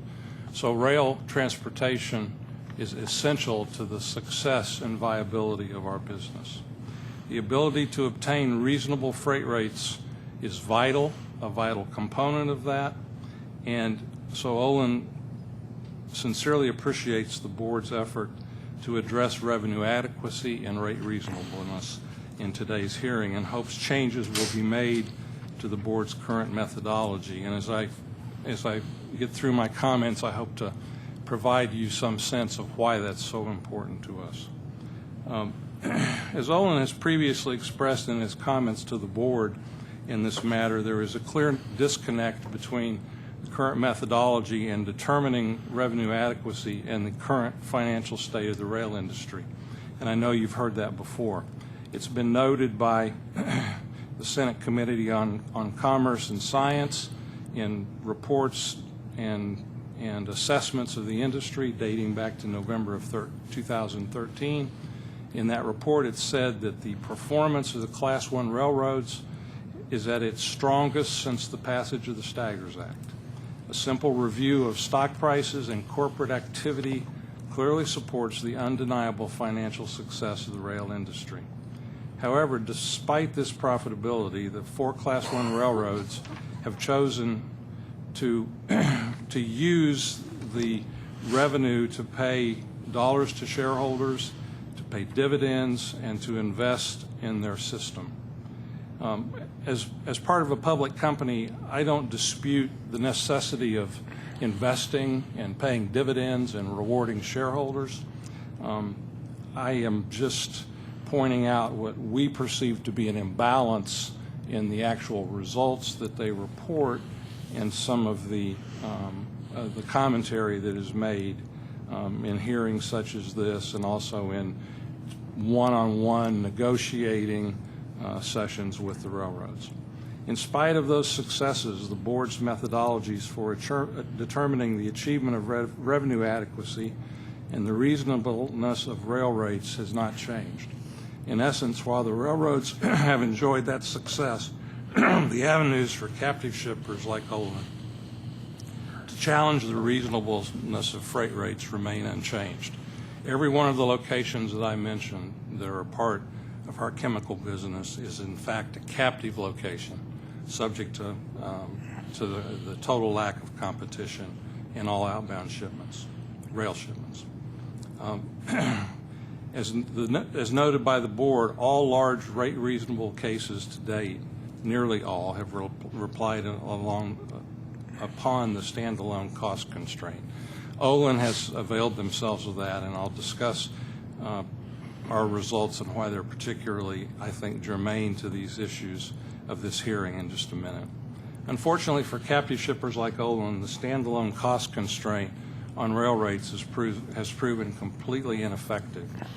For us, our experience is that's due to the expense, the time requirements, and the complexity associated with with using the standalone rate case to try to achieve, you know, a rate relief in our current business environment. The inefficiencies of the standalone cost process have made rate cases almost completely inaccessible to shippers. In all of the years that Olin has been a rail shipper, we have availed ourselves of a rate case one time. As I said, I'll mention that in more details in a minute. The result of this is that captive shippers like Olin, and as a point of reference, 85% of all chemicals manufacturing locations in North America are captive to one rail supplier. And so the result of this is that captive shippers lack any meaningful counterbalance to the rail pricing, the railroad's strong pricing. So as a result, we really, as a shipper, only have two alternatives, and neither one of them are good. We have the alternative of accepting the tariff premium that the railroads force upon us, or we can challenge freight rates under the standalone cost constraint system. Recognizing the cost and expense of challenging it, as I mentioned, Olin and other shippers have just avoided going to that route for challenge because it requires such a significant commitment with such extremely uncertain outcomes. Despite all of the risks associated with it, even when you take on an action to try to achieve some relief, shippers really have a very limited upside. If you win, then your reward is that you get to pay reasonable freight rates for some period of time in the future. Railroads, on the other hand, have no downside consequence to losing a rate case, as all they're doing is returning money to the shipper that they were never actually entitled to in the first place. And considering that in order to have standing to come to the STB, shippers must pay a tariff price throughout a rate case proceeding, which can last years. The railroads are actually incentivized to prolong rate cases as long as possible.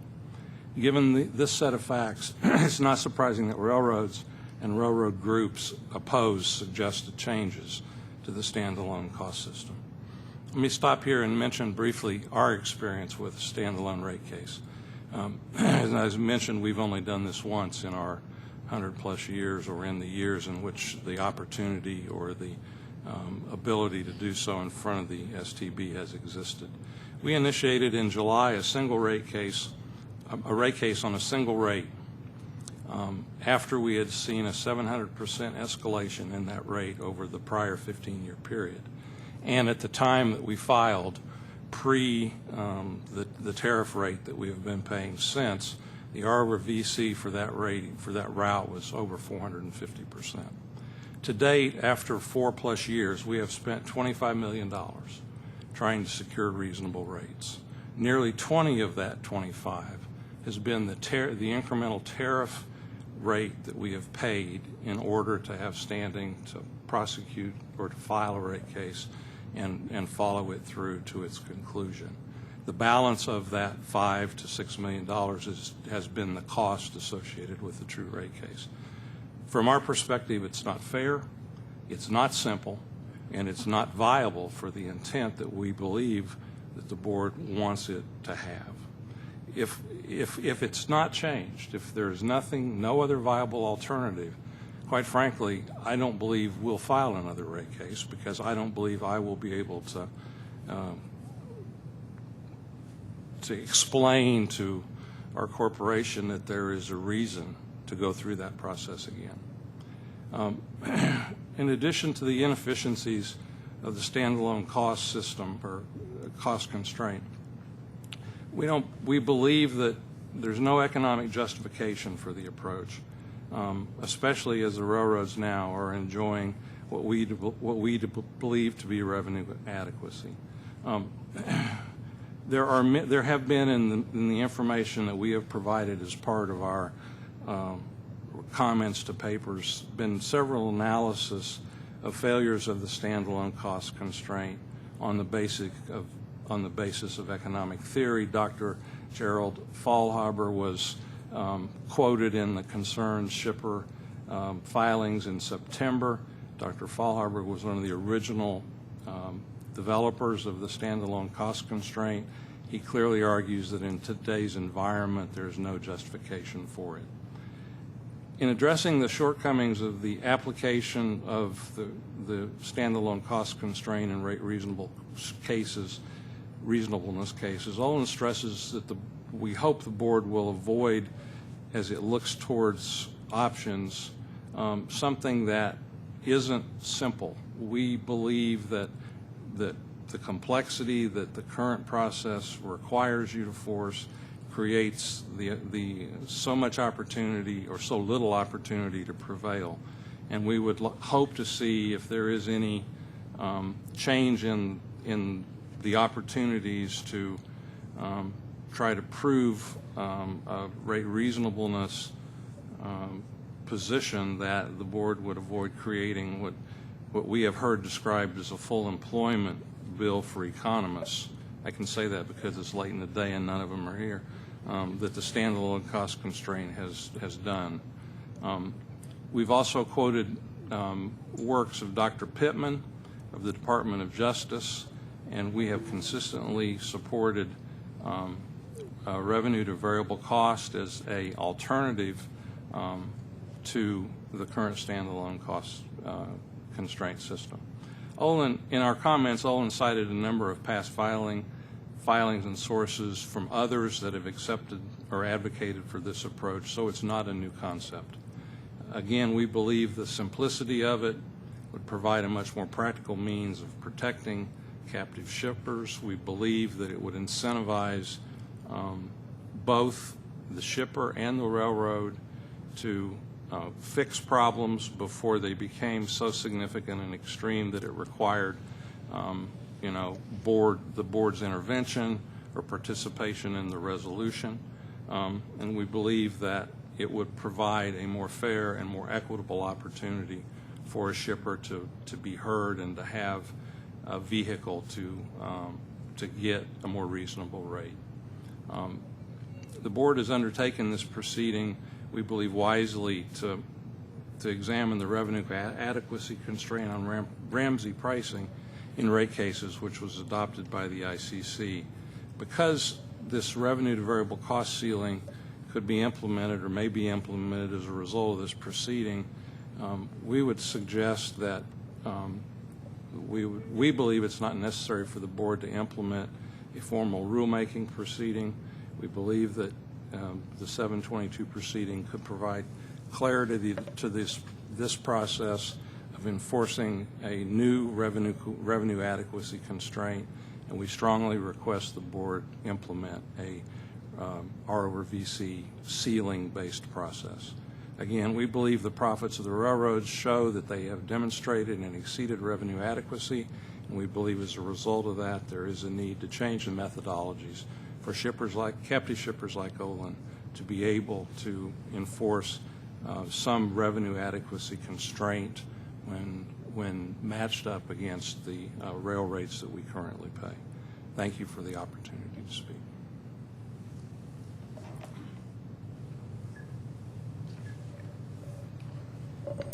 Hi, good afternoon. I'm Jacqueline Fossler, Dow's Global Director of Supply Chain Sustainability. And I want to first of all thank the board for initiating this very timely and important proceeding. I am here today to encourage the board to develop a clear set of standards for applying a revenue adequacy constraint in a timely and cost-effective manner. This proceeding, along with the board's ex parte 711 proceeding on competitive switching, is critical to the global competitiveness of American manufacturing. Dow's appearance at public hearings in both proceedings is a testament to their importance to the American chemical industry, which employs nearly 800,000 Americans. For every one of those jobs, an additional 6 jobs are created in the U.S. economy. The American chemical industry is highly dependent upon reliable and economic rail transportation to maintain its own competitiveness on the global stage.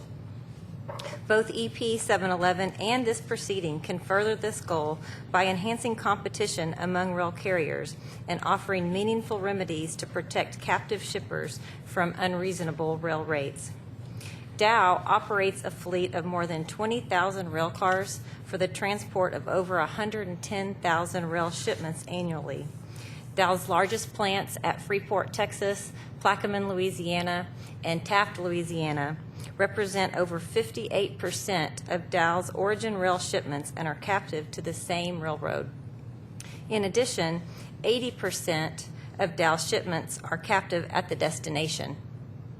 Because the American chemical industry pays rail rates at captive locations that are 20 to 30% higher than at competitive locations, the level of captivity is a very important factor in its overall competitiveness.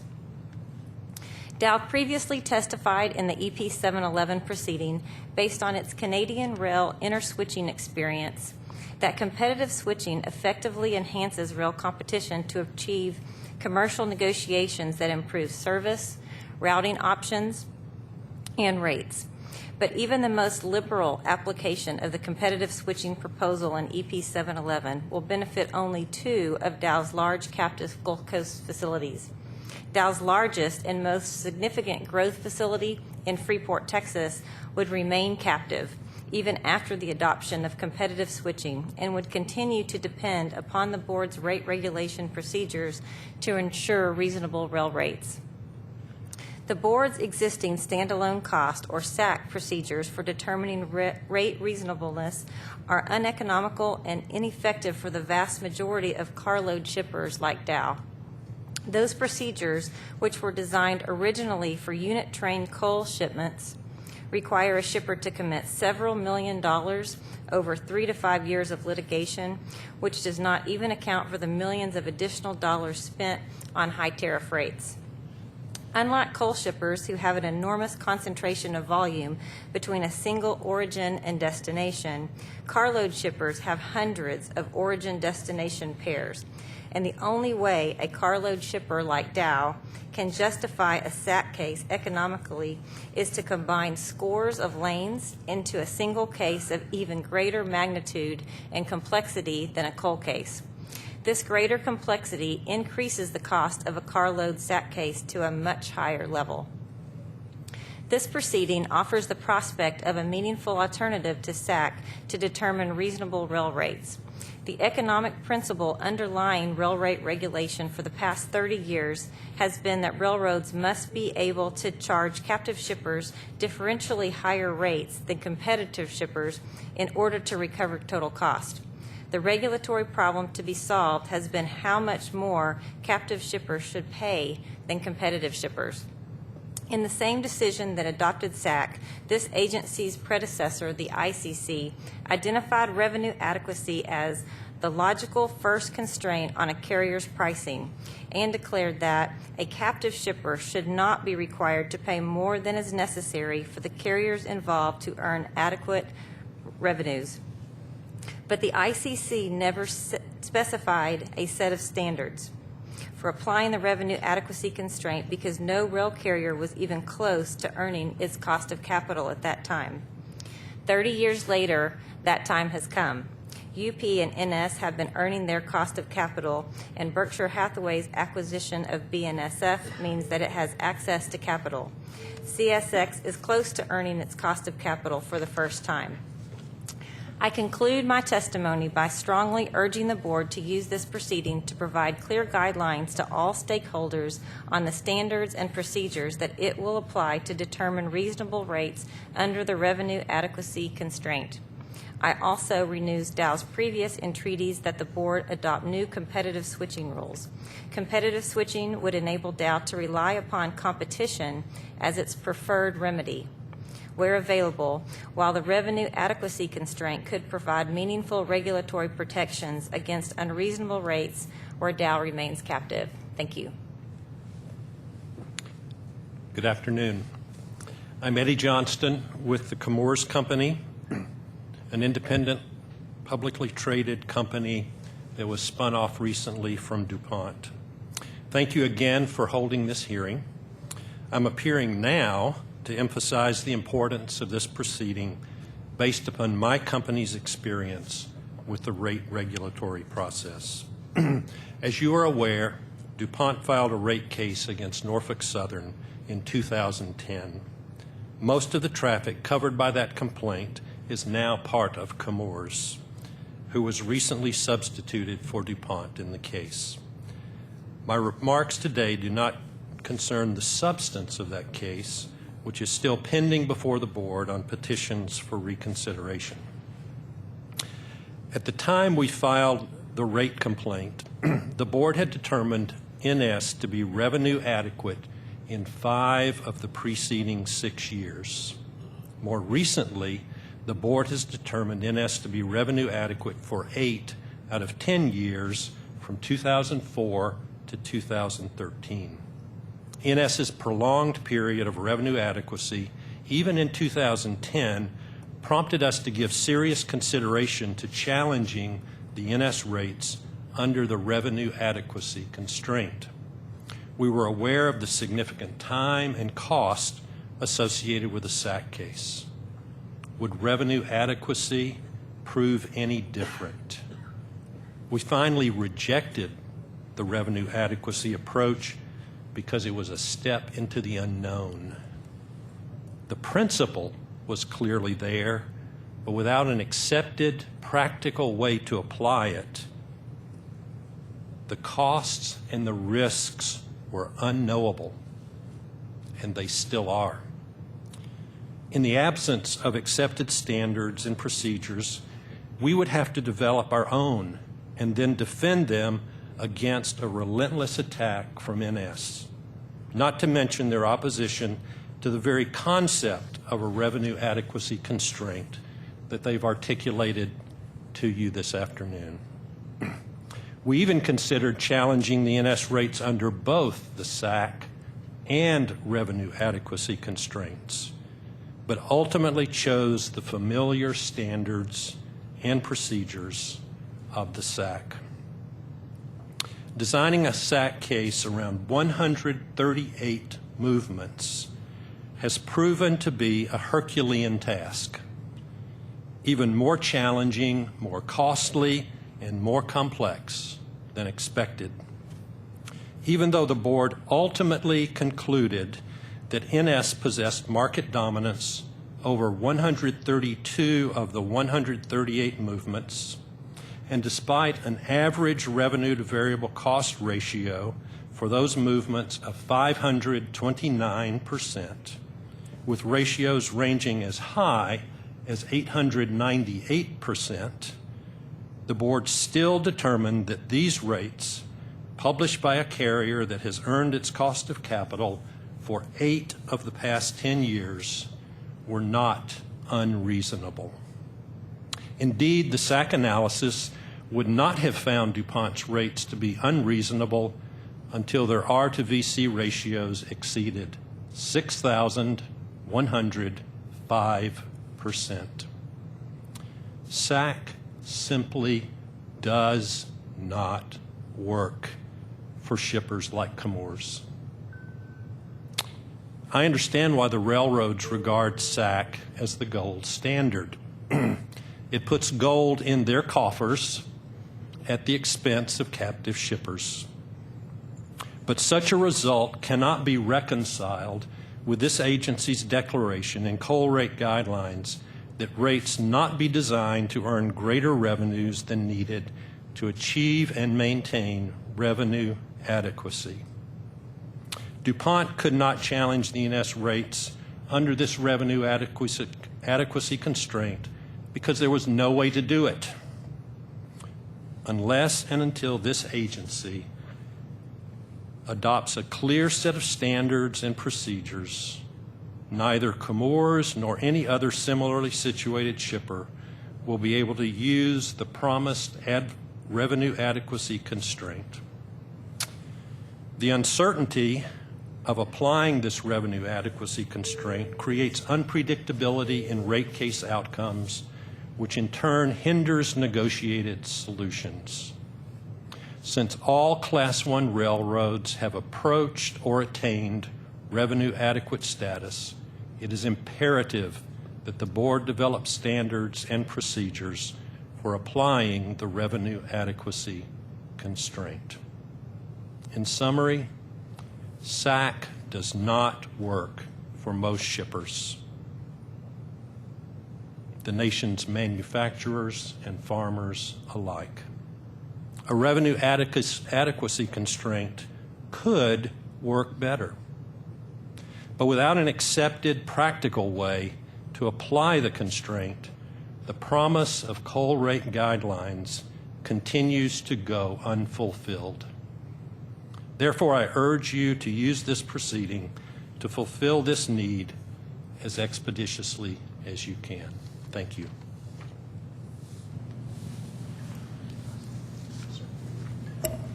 Thank you all for your testimony this late in the day. Could you mentioned you have one plant, I think, in Quebec? Yes, ma'am. Do you utilize the switching ability in Canada? No, we don't. No, we don't. No, we don't. We don't have an interchange point or a switching point with a competitor close enough or that makes sense for us based on the ultimate destination. All right, so you don't have you don't have an experience there that you can share? No, we don't have any experience, but we have commented that we would be very supportive of something because as we look at our United States footprint and our locations in North America, we would be able to use that as, at least an attempt to gain some competitive position or some competitive improvement from where we are today. And Mr. Johnston, and my memory may be too fuzzy on this, but I certainly can appreciate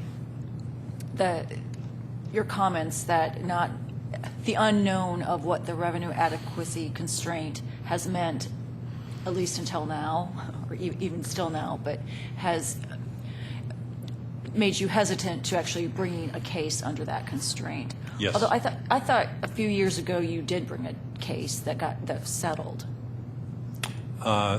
We did bring a case that was settled, but it was that would have proceeded as a SAC case had It was a the SAC case case. not settled. It wasn't a revenue adequacy case? No. Okay. Thank you for correcting my impression.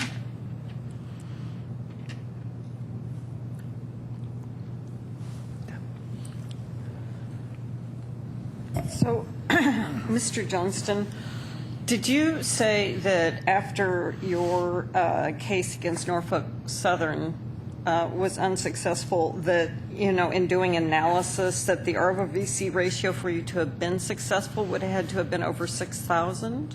There was actually a range. 6,000 was the low end of that range. The upper end of the range was, I believe, 25,000%. Wow. Wow, yes. And Mr. McIntosh, you said that you estimate that to bring the SAC case, it costs $25 million, $20 million of it really converting to the tariff. And so can one conclude that the difference in what you paid under your contract rate and what you paid under a tariff rate was $20 million? Yes, ma'am. And then That's over correct. what period of time? Well, it's been 4 years. Over a little over 4 years. And so is that informative in terms of the sort of differences one ends up paying if you're captive and if you're unable to negotiate a contract, or do you have a sense about that? Two comments in that regard. We struggled to find a rate case that we could actually bring forward under SAC, because most of our contracts are bundled contracts. And the railroads take the position when you say, I'm going to challenge this rate, they say, well, then you're going to tariff across this whole portfolio of routes that are part of this bundled contract. The one that we did bring forward happened to be a standalone route that wasn't subject to, the additional burden of having other routes It wasn't bundled. moved to tariff. That's correct. But I would say yes, that this is indicative of the kind of tariff premium that we would pay. That in our portfolio of freight relationships with the various Class 1s we deal with, this would be indicative of what the tariff premium would be for us. And would any of you, do you have anything to say about this issue of replacement cost? Is that anything you have either opinions or observations about? No, ma'am, I don't. We have Okay. not analyzed it from that perspective. Yeah, Dow's a member of ACC, and tomorrow they're coming forward with the Concerned Shippers Association, and we'll be talking more about that. Okay. I think that's a question for the economists, and as I told you earlier, I'm not They've one. all gone home. Okay. One question. I don't know if this panel is the appropriate panel. First of all, I'd like to thank you very much for just coming and giving your real-world experience. It's very helpful, and obviously we can hear the frustration in your voices. One of the frustrating things that you mentioned, Mr. McIntosh, was the $20 million that you pay while this case is proceeding. And this may be more of a question for a lawyer, but I do see a lawyer nearby. Is there a way that the board can eliminate that premium that you're aware of? I know that there's some legal arguments that may not be possible, but maybe Mr. Marino should answer it. Unless I know that it's a hard thing for you, and I've heard that many times. I'm not sure statutorily that there is a way, because that's the statute gives the railroads the pricing discretion unless and until you declare the rate to be unreasonable. Sure. But it does emphasize the need for a more expeditious decision, so because the quicker the decision comes out, the shorter time frame we're paying this freight premium. Thank you. That was my understanding of what you're... Are you still having to pay the tariff rate? I mean, now that you've sort of gotten into this position, can you get back into your contract rate, or are you? We're still paying a tariff rate.